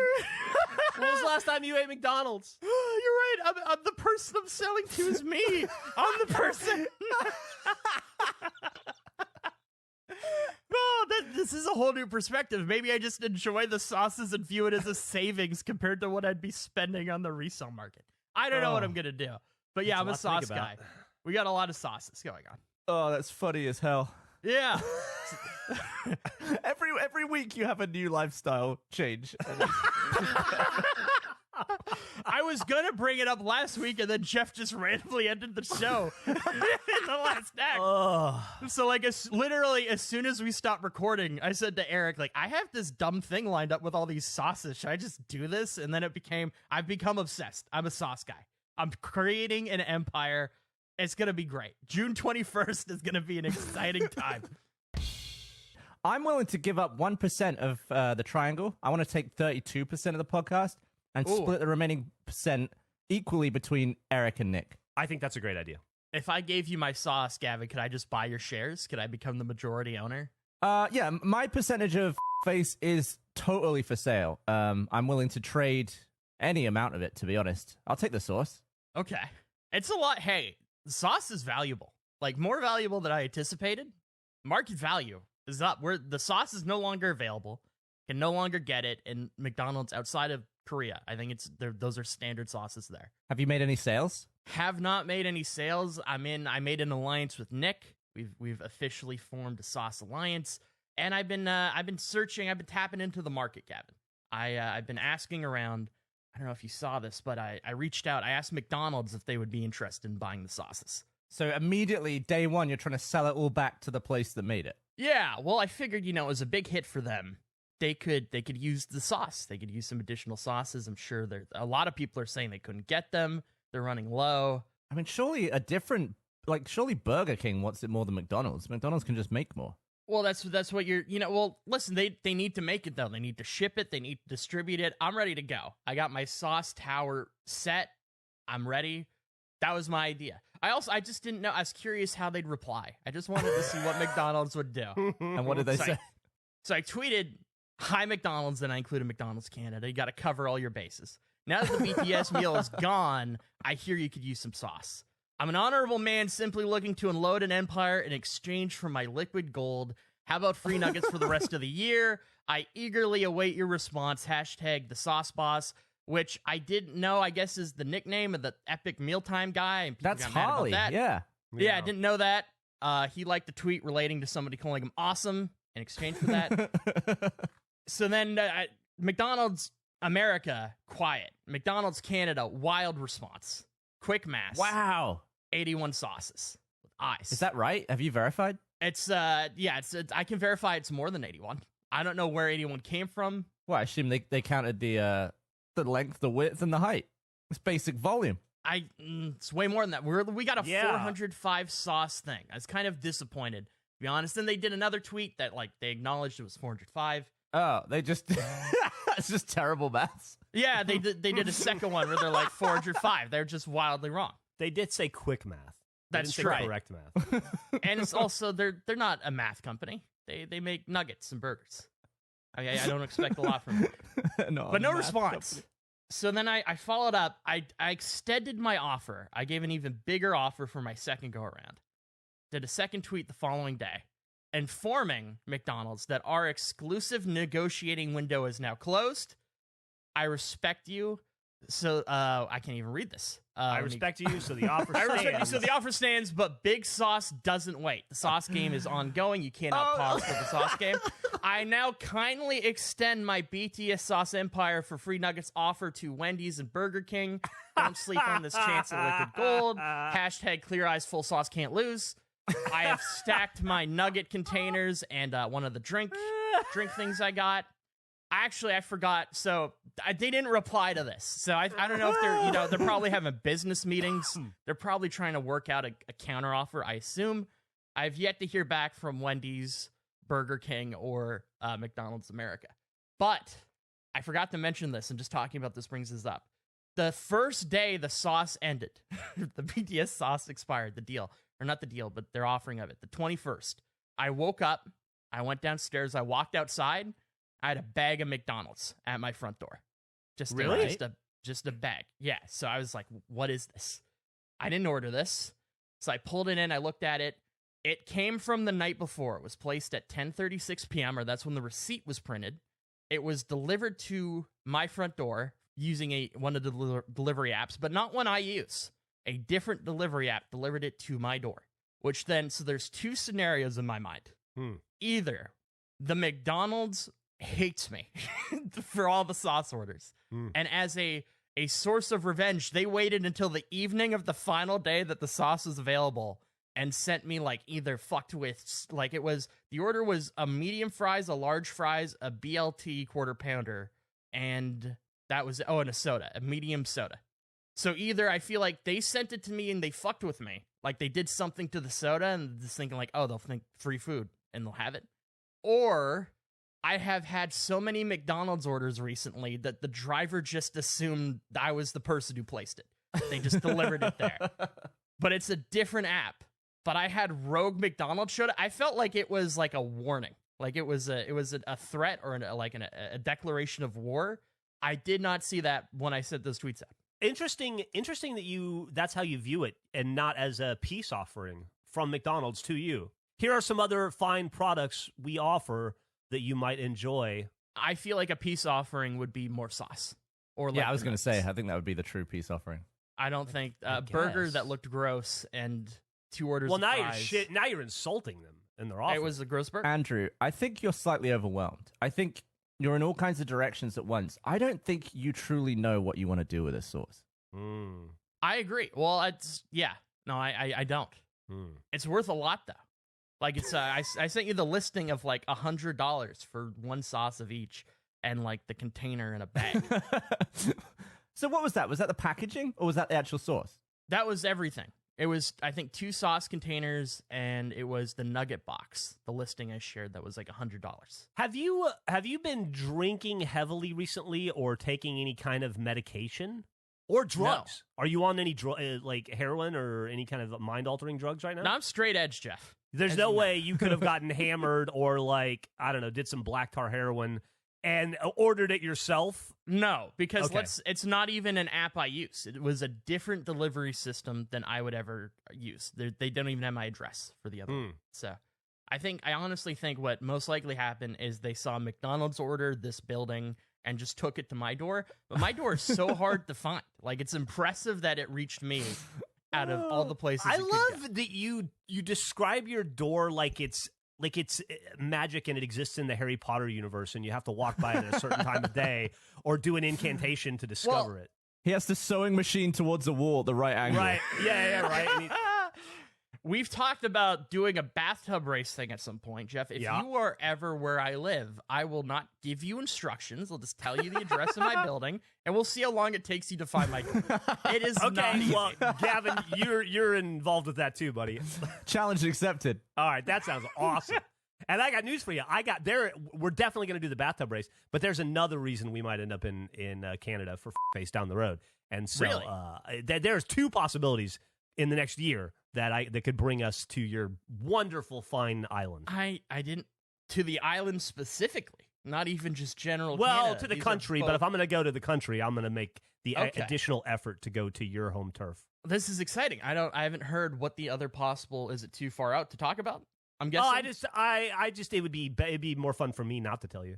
Okay. Well, wait. So you're gonna show up one day? Is that No, the I'll tell implication? you in good Okay. time. Okay. I just don't see the point in telling you now. It'll be like next year sometime, maybe a year from now. Year in 2 months You're in. or so, Okay. potentially. Okay. That's concerning. And then I'm going to find your door. I don't think you will. I think you're gonna end up having to text me to try to figure out like instructions. I'd be impressed if you found it. I don't know what we should make a bet of some kind. I bet you could not, from the front of my building, you could not find my door within 2 minutes. Here's how I would do it. Within 2 minutes. Here's how I Within would 2 do it. minutes. I would order McDonald's to your house. And then I would start the timer. I would start the 2-minute timer as soon as the guy showed up, and then I just follow him through. He knows how to get there. We've established that. He knows how to get there with your orders, with other people's orders. He's the key to me finding your place instantly. I have no it cost me 99 cents in a delivery fee. I'll order some small fries, and he'll take me right there. Does Google Maps or anything, does it just put it in the wrong place on the map? Puts it in the wrong place. Yeah. Puts it in the wrong place. How do the drivers find it then? It's well, on one of the apps I can manually, and they've changed this, so I don't think I'll be making many food orders anymore. You could manually place where you want them to drive, and I'd kind of put them in the middle of nowhere essentially, and then they'd figure it out. But even still, like, people would get lost all the time, or like I'd get some of the photos I've gotten of we've left your order here is like they've clearly given up and they don't know what to do. It's just It's just in in the an middle. alley. Yeah, it's just in a corner somewhere of the building. It's great. I bet I can find it within 2 minutes. I bet I can do it. I don't think so. Well, it's dependent. It's Well, dependent. we should do it like a Survivor challenge, and then we'll do me and Gavin and Nick and Eric, and we'll all try to find it. Building that sauce tower is the most Survivor-like experience I've ever had. It was genuinely like my hand was shaky, everything was like wobbly. It felt like one of those like they got to stack it above the point things. It was terrifying. Gavin came over and he saw the shelves for the first time, and then he seemed to dislike my podcast setup. He just kept saying, this doesn't seem like where you would record. This doesn't feel right. He seemed bothered by it. When I picture you doing this, like when I'm picturing you right now, you're not in there for some reason. Where am I? Where do you pick? I don't Yeah. know. I don't know. I mean, now that I've set foot in there, I can picture you better more. What? But like right now, I can't really picture Andrew. I've never seen Andrew's entire room, I don't think. So I don't really see him in my mind in like a. I'd love to see In a you do setting. like a blueprint of like what you think it looks like, the setup. That's a great question. When I see Andrew's bedroom, the first thing that pops into me, I see a wall. On the left is a door. To the right is a bed with a nightstand with a bunch of things that don't belong on it. Then on the floor on the left is a sushi container. No. And Yeah. in the bed is a keyboard that's as big as the bed. And then behind me, I can't see it, but I assume is a desk and a fire extinguisher. And that's Andrew's room to me. Yeah, I'm seeing the bed in the corner. It's got the 8 pillows. It's got the keyboard. There is a bunch of just shit and sushi and minging, or probably like a mashed in muffin or something No. on the floor. And then a fridge, a sauce drawer, a desk that isn't suitable as a desk, probably more of like a drawer thing. It's made of I Lego. feel like I could do you a diagram. I'd love to see a diagram of what We you should think. both draw Andrew's bedroom. Yeah. I'd love to see. Yeah. Okay. I want to do that. Okay. That's a great idea. Nose at the top, standard ears. Like, Andrew, do you picture Jeff in his shelf room? Like, whenever we're doing these audio only?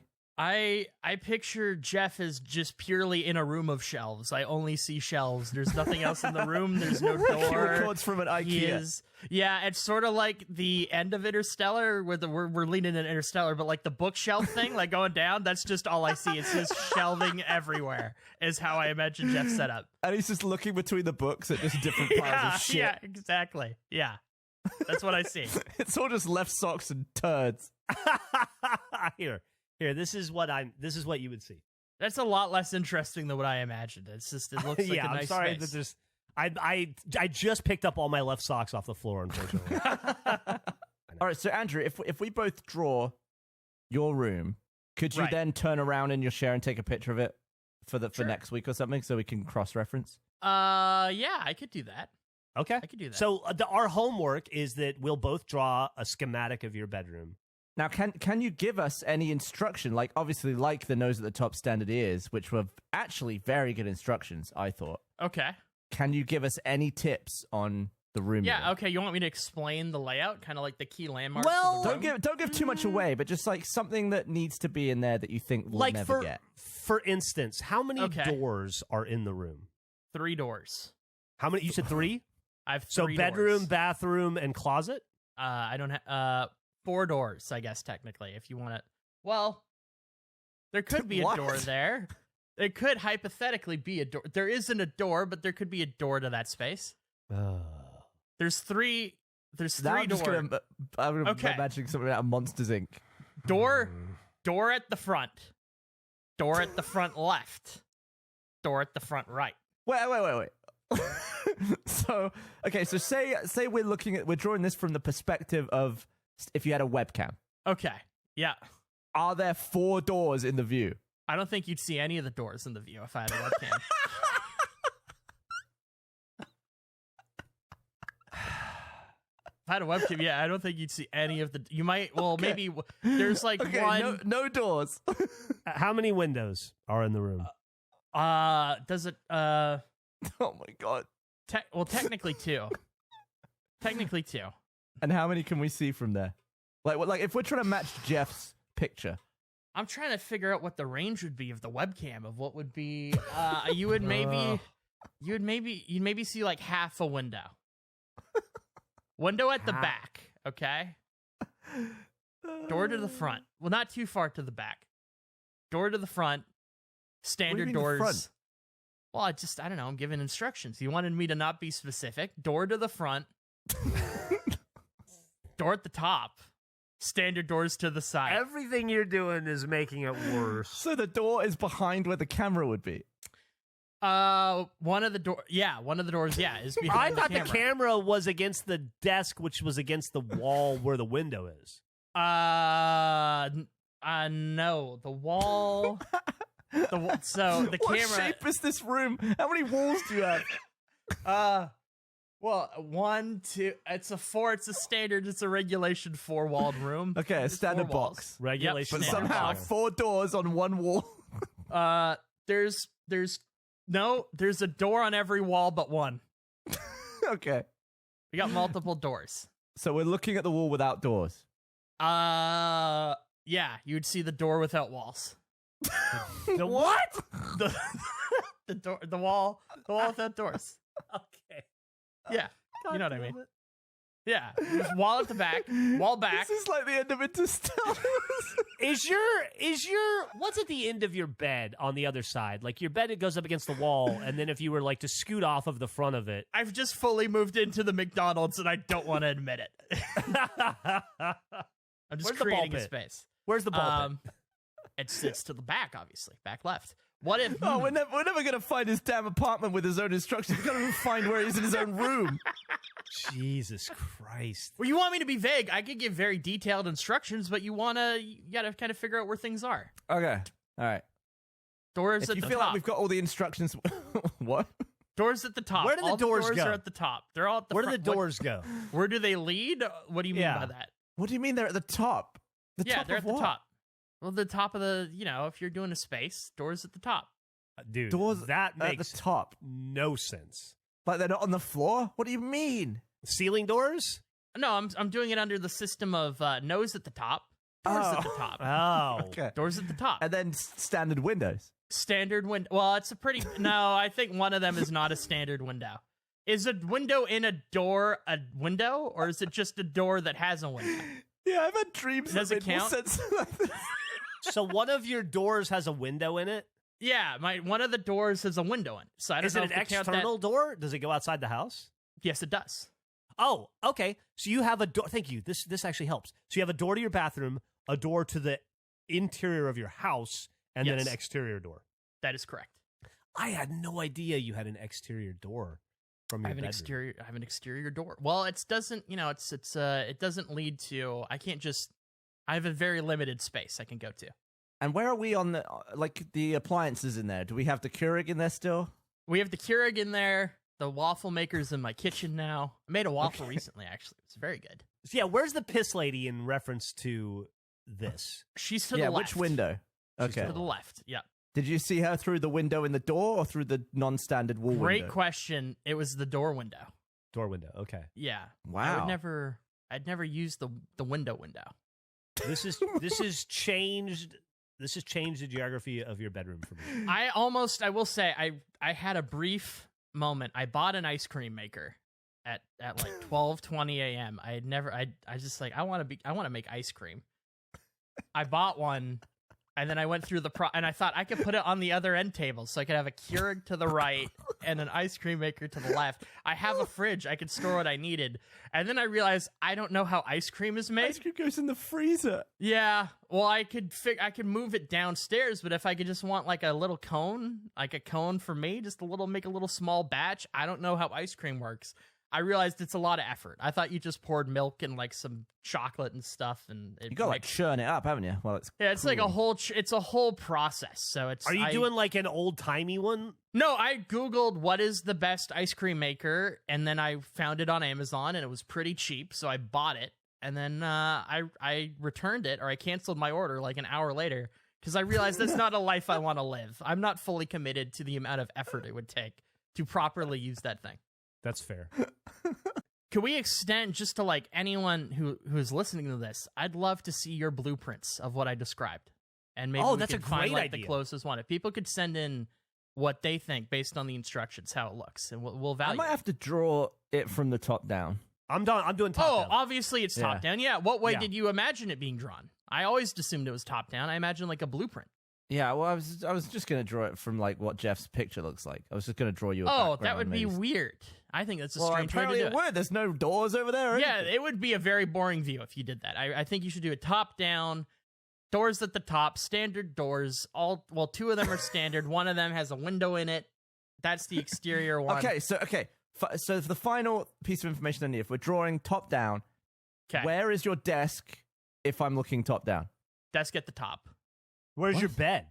Bed at the back. Bed at the bottom. So wait, you're facing Top- up. Yeah, I'm facing up. Oh god, that's confusing me already. All right. The bed's the desk's at the top and the bed's at the bottom, Yeah. and the doors are at the top, Doors are at the top. and the external door is at the top, External doors at the top. and the interior to your house door is at the top, and the Everything- bathroom door is at the top. All the doors are top of the area. Yes. If you drew a line in the middle of the room across, they would all be in the top area. Who would do that? What? So are you looking at a door? If I look to my left, like I could see a door. In my peripheral, I see a door. I'm not looking at it, but it's in my peripheral vision. Yes. I'm imagining a four-walled room with like 4 doors in one of the corners somehow. I don't know how it makes sense. It makes no goddamn sense, Gavin. I'm so confused. They're at the top. All right. 3 good deal. doors. I'm going to draw that. One closet. That's important. One closet. Closet doesn't have a door. Could have a door.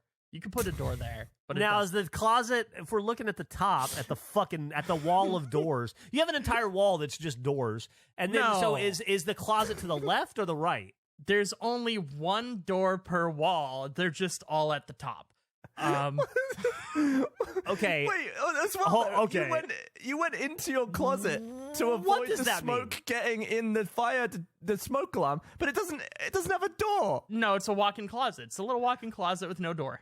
I don't know. I didn't design it. I didn't build this place. You can put a door on it. How do you mean all 4 doors are at the top, but they're not all 3 on the doors. same wall? 3 doors. There's if you want to call the closet a door that doesn't have a door, then there's technically 1 wall with 2 doors. But outside of that, there is 1 door per wall, and they're all at the top. But they're not all on the same wall. Gavin, I hate this. I'm gonna have to listen to this back at like 0.5 speed. It's very simple. They're all, Gavin, it's very simple. All of the doors are at the top, but they're on There's 3 different of them. walls. Yes, and I have 4 walls. The non-standard windows, and one of them is in a door. Yeah. Well, I've got 1 very standard window. 1 door, not standard window, I'd say. I'd say it's not a standard window. I should draw the room that I thought he lived in before this explanation, and then the room that he's convinced me he lives in after. They're very different I rooms. can't in my wait head to see now. these drawings. I feel like, once again, like the nose thing, you guys said crazy instructions, or at least Gavin did. I feel it's very clear. I mean, based on the information I have, I'm gonna draw a room that defies physics. Yeah, you're gonna have fucking a ceiling full of doors. Sauce tower also at the top. I feel like that's important. It's What's at also the top? important. The sauce tower, the sauce pyramid that I've built, the sauce construction. Your entire fucking apartment is at the top. What's at the bottom? My bed. He lives My in bed on and my one Keurig. wall. It's like a 2-dimensional room. It's the opposite of Interstellar. I got my bed, my Keurig. I got my end tables, my nightstands. It's not so stellar, is what this is. Do you sleep on a shelf on the wall at the top? How does it work? I sleep on a very comfortable bed. With surrounded by 1,000 pillows and a keyboard. Bed at the bottom. Eric gets it. Oh, yeah, it could be a Murphy bed. Does not fold out. It takes up a lot of room, though. It's a king-size bed. It's a big bed, so it's going to eat up a lot of the space in bragging your about diagram. your bed size. No, it's just the diagram. I'm saying it's going to fill up a lot of space. It's not a big room. Bed takes up a lot of the room, is what you're saying. I'm saying it's a majority of my room is bed. Yeah, if you're going to measure it, Well, mostly bed. that's fair. Okay. Okay. I'm gonna get to work on this for next week. Yeah. I'm gonna probably forget and then do it 10 minutes before next week. Can't wait. Okay, so should we move on to the room? Yeah, can you Or guys... maybe- What? No, go ahead, Jeff. I was just gonna say maybe we save. We're all like an hour in. Maybe we should save that for next week. Well, no, we're Because 50 because the audience will fucking kill you. Just Oh, no, we got it too. We could do the room next week. we should do the room now. Okay. Okay. You want to do the room now? Well, how do we want to do this? Well, let's do this. Andrew, why don't you describe once again for us? I think you already read it earlier, but Okay. one more time, just read the description you gave us of your bedroom. And Do we have a then- transition to this bit, or are we just gonna? Where do we leave off? I don't know. The best episode of this show we've ever done. What do you mean? What? Well, if we're gonna cut all that last bit, or a lot of that last bit, how do we get from that to the room? You do I think it's just figure it like out. that. Sounds right. Fucking sure. 4 walls, 3 doors all at the I top. don't have any. All right. Wait. Hang on. Start over, because I want to get this clean so that way everyone can hear it and draw themselves. I'm just feeling sorry for Nick. Okay. 4 walls, 3 doors all at the top. No wall has multiple doors on it, but one has 2 doorways. 2 windows, bed at the back. I don't know why I did that. They've all written their versions the previous week. That was the whole point of the last one. We did this. We covered this. It's to recap. Yes, recap. Okay. Jesus Christ. Fair man. enough.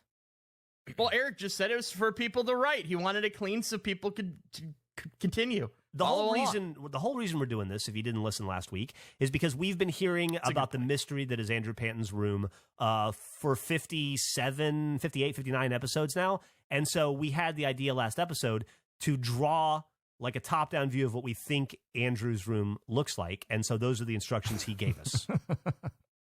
Gavin, would you like to drop your room into the Discord? Can do. What the fuck? Oh, God, Holy let me- shit. Wow. Door with Okay. no door. This is a door, lot to unpack. Window, waffle Window. maker. I didn't put the waffle Andrew maker. is depicted in yellow, and all the labeling is in blue.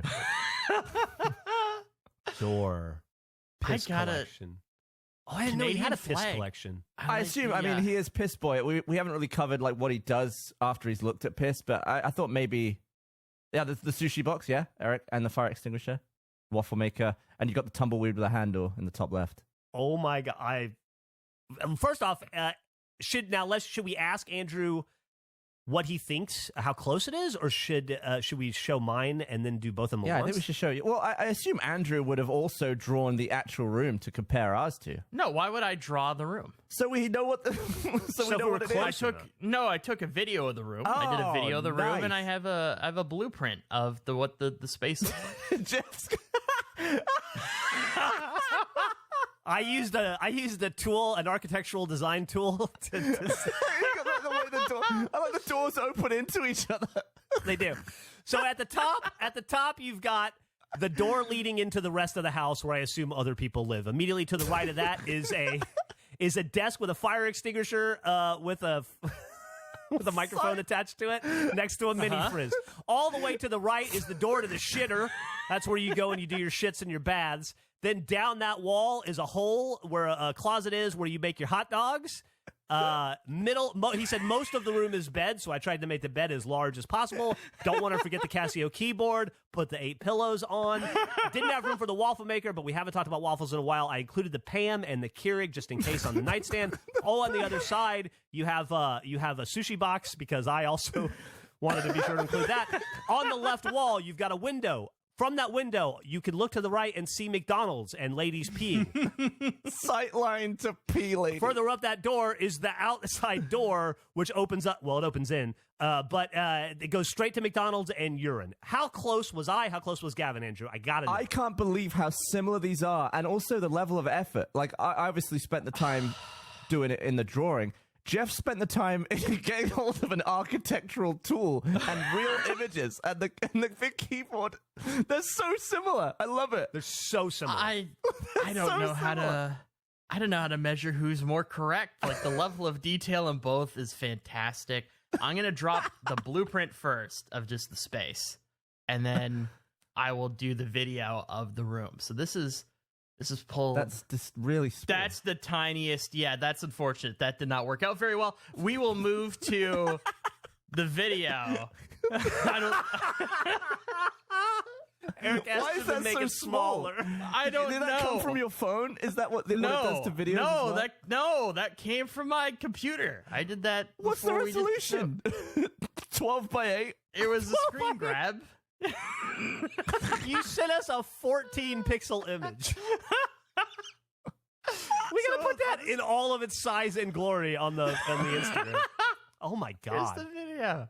I'll put the video in. There we go. Okay, so this is the room. I can't wait for this. All right, I gotta watch This it. is the room. Oh, okay. So there's Oh, I'm feeling pretty good. all about the that. sauce? Oh, I'm feeling Oh, pretty. this the I forgot shit about the room? sauce.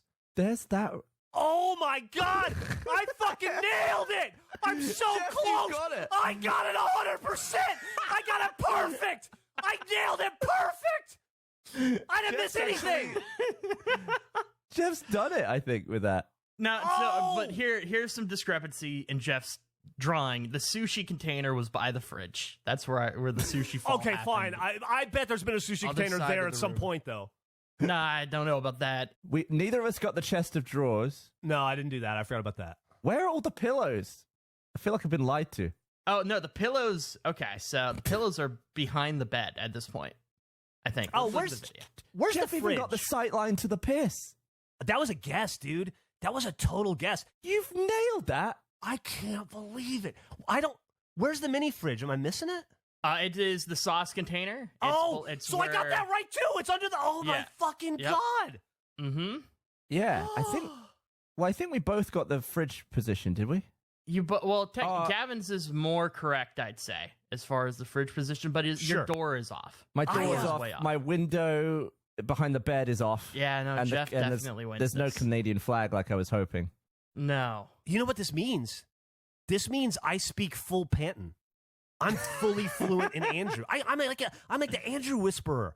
I can't believe I got it so close. Well, I think it comes down to his description. I think was very good. It was. You got it very close too, Gavin. You really did. I mean, Andrew is good at summarizing instructions because, I mean, even with the guy looking up, the description, when you listen to it, was actually very good. You called me ridiculous for saying all doors at the top. They're all at the top. I don't know what you want from me. Because Like, if you drew a line. The top wall, there's no. You don't walk into a room and be like, stick that picture on the top wall.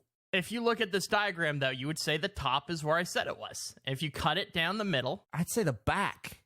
You think that's the back? You think the front wall is the back? You think you enter from the back of the room? Well, we've drawn the whole thing upside down, haven't we? We're orientating it on your body at your desk. Would you call your bedroom door the back door? There's no way it's the back door. It's well, the no, front. I'd say that, I'd enter in the front, and whatever so I'm looking at that's is the the back. front. But none of it's the top, is what I'm saying. The ceiling's the top. Sure, that's fair. I was just trying to stick with the words used for the face drawing. And I think under that criteria, I was completely accurate in my detail of where the doors are. They're so similar. we can criticize your words all day long, Andrew, but those words put Gavin and I very close to each other in our design and very close to the actual room. So all criticism aside, it worked. You know, I think that saying it's the top of the room was fucking stupid too, but it worked. I gotta watch the video again. I gotta see like how big the bed is. Oh yeah, It's a big- it's a I wasn't checking for bed size. There's so much to take in. I'm gonna have to watch this frame by frame later. Yeah, there's so much to learn There's about that. this room. There's some clothes. What is that picture? What's that picture? It in the really frame? is mostly a bed. Jeff's. Yeah. Why is there a step up into that door? Oh, that's a question. Oh, it's a patio. It goes to a patio. Because that door is at the top. It's like not on the ground. There's some paper towels and a shoe. Oh, there's so much to take in here. There's one shoe and there's some kitchen roll. Oh, that is one shoe. What kind of shoe Where's is the it? other shoe? It's near the desk, I think. I don't know why it's in that corner. What's in the yellow bowl? What is in the? That's a good question. I'll see. I'll check. Are those the same headphones you use in the bathtub? The ones on the bed, yes, those are the bathtub Nice. headphones. I'll be right back. What's that big picture next to the closet? It looks like Yeah, that's what I X-ray wanted of to some do. shoes. Oh, it is. It's an X-ray of shoes. What is it? It's just two bottles in the bowl. It's not that exciting of a bowl. Okay. What's on the picture? the shoe X-ray? Which picture? Which one? Looks like a shoe X-ray. Between the hot dog room Oh. and the shit room. That was somebody in the community made that, and they sold it. So I bought it. But what is it? What is it? We can't quite make it out. It's like two things of Converse shoes. Oh. Okay. Yeah, it's not. It's pretty normal. You I'd got say. the Halo 3 Legendary. Yeah. I do. Still hanging on to that. See Yep. inside the hot dog closet just a little bit. I'm surprised nobody's pointing out my super cool Sahara framed. What is that? What is Movie that? I don't know what that is. It's from the movie Sahara. With Matthew Everyone's McConaughey? favorite. Yep, everyone's favorite action movie. Was it like a real film cell? Like what is in there? No, it's the two coins. It's like they're chasing after these coins, and they're two coins for the movie that they put into a thing. It was given to me as a birthday gift when I was younger. I might be the only person with Sahara merchandise on their wall. Not exactly the biggest of movies. Can I be honest with you? Filing cabinet. I Yeah. started to watch that movie when it came out, and I fucking left. Oh, it's not bad. It's not that bad. Yeah. Rainn Wilson in it. Steve Zahn is on. I And- think the bed is the most confusing. It looks like you have a tiny duvet and it's scrunched up to become a pillow. Where's the rest of the bed stuff? Part of it is on the floor. Do you just sleep in a ball with everything just curl? What's going on there? Well, no, it's just we were recording these earlier than we normally do. I just kind of got out of bed and kind of threw everything together. Totally. I think, I no criticism here, bud. I think it looks fine. it's. I love that bit. I can't wait for people to see our diagrams. I'm excited to see people's diagrams. I also love that we both put similar effort into it, but they both have their own distinct feels. The designs, you know. Yeah. Like I love that you used black, white, and blue within the yellow Andrew. It's like it's striking, honestly. And I was trying to do something similar in a notepad, like writing it down on paper, and I couldn't do it justice, which is why I switched and tried to go a different route. Yeah, dude, what a segment! Oh. We know Andrew way better than we thought we did, Gavin. Yeah, I think I can. I would be able to translate Andrew into English to other people, I think.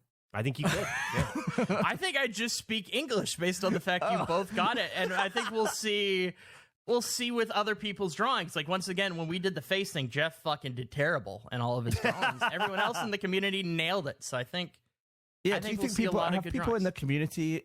Do you think they'll draw the rooms before they see our diagrams? Because maybe we can do definitely, because we asked at the end of last episode to do that with the instructions. Okay. So yeah, I assume that'd be that great. they will come with that one. I think people are going to nail this. I do too. I do too. I bet we'll put like 1,000 images up on the Instagram. It's weird though, because the way Andrew describes stuff, a lot of the time when you first hear it, it's like, what? How is that possible? And then you see the video, and it's like, it's exactly what it is. It's exactly what it is. I describe it as this. I mean, there's no keyboard in the video, but that's true. That is on a different bed. I moved it to a different bed because I don't have a stand. That is a bed that is not used. It's there. It's in a different room. So if we come to stay, we'll have to make room for the keyboard. Yeah, you'd have in the guest room. You'll have to move the keyboard off the bed. Here's what we'll do, Gav. We can share a bed. We've done that before. We'll put the keyboard in between us to keep us honest. Yeah.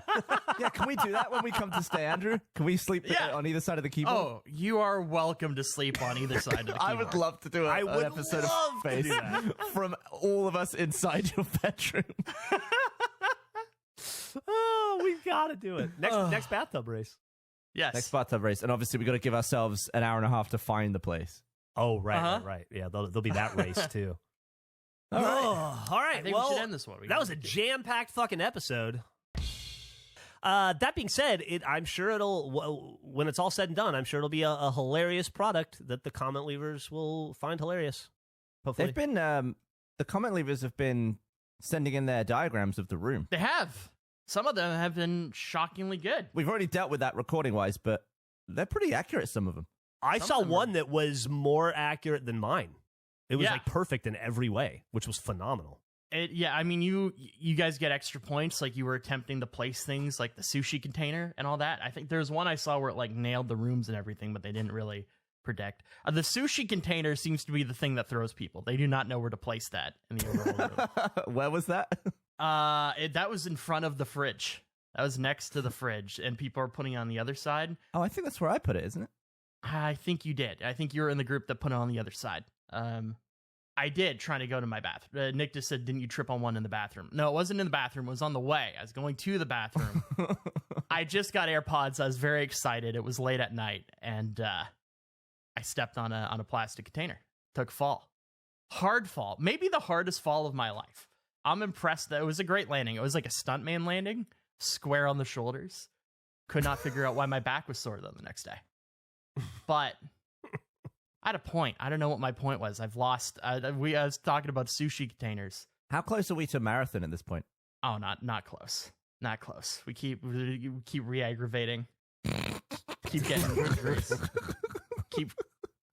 That's what I was gonna say. People are commenting on like, where's the shimmy of the thing? And I forgot about. I had the filing cabinet in front of the bed, and I had a TV on the other side of it. So I had to. I can't believe I did that for so long. You had the filing cabinet, the one that's next to the dresser? I had that in front of the bed because that was one of the key components of the fort I made, the blanket fort. What do you mean in front of the... Like, so when you were in bed, you looked at your feet and there was like the back of a filing cabinet there? Yep, exactly. That's exactly what it was, because that was the pillar. That was a pillar for the fort. Remember when we were first in this setup, I had to set up like a blanket fort whenever we So where was the shimmy? Between the filing cabinet and the desk?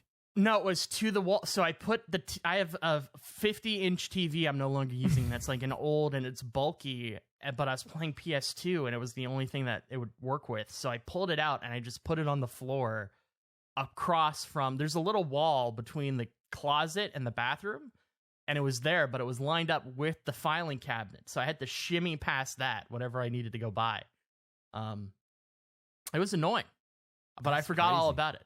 It is. Well, yeah, it's just, people like listening to previous episodes and bringing up that I talked about shimmy. Do you have anything else in your life right now that's like, is really inconvenient? You just need to deal with it and it will take like 10 seconds and save you hours and hours of annoyance? Ooh, that's a good. Not really, but those things for me typically I just don't deal with, and it just creates more anxiety.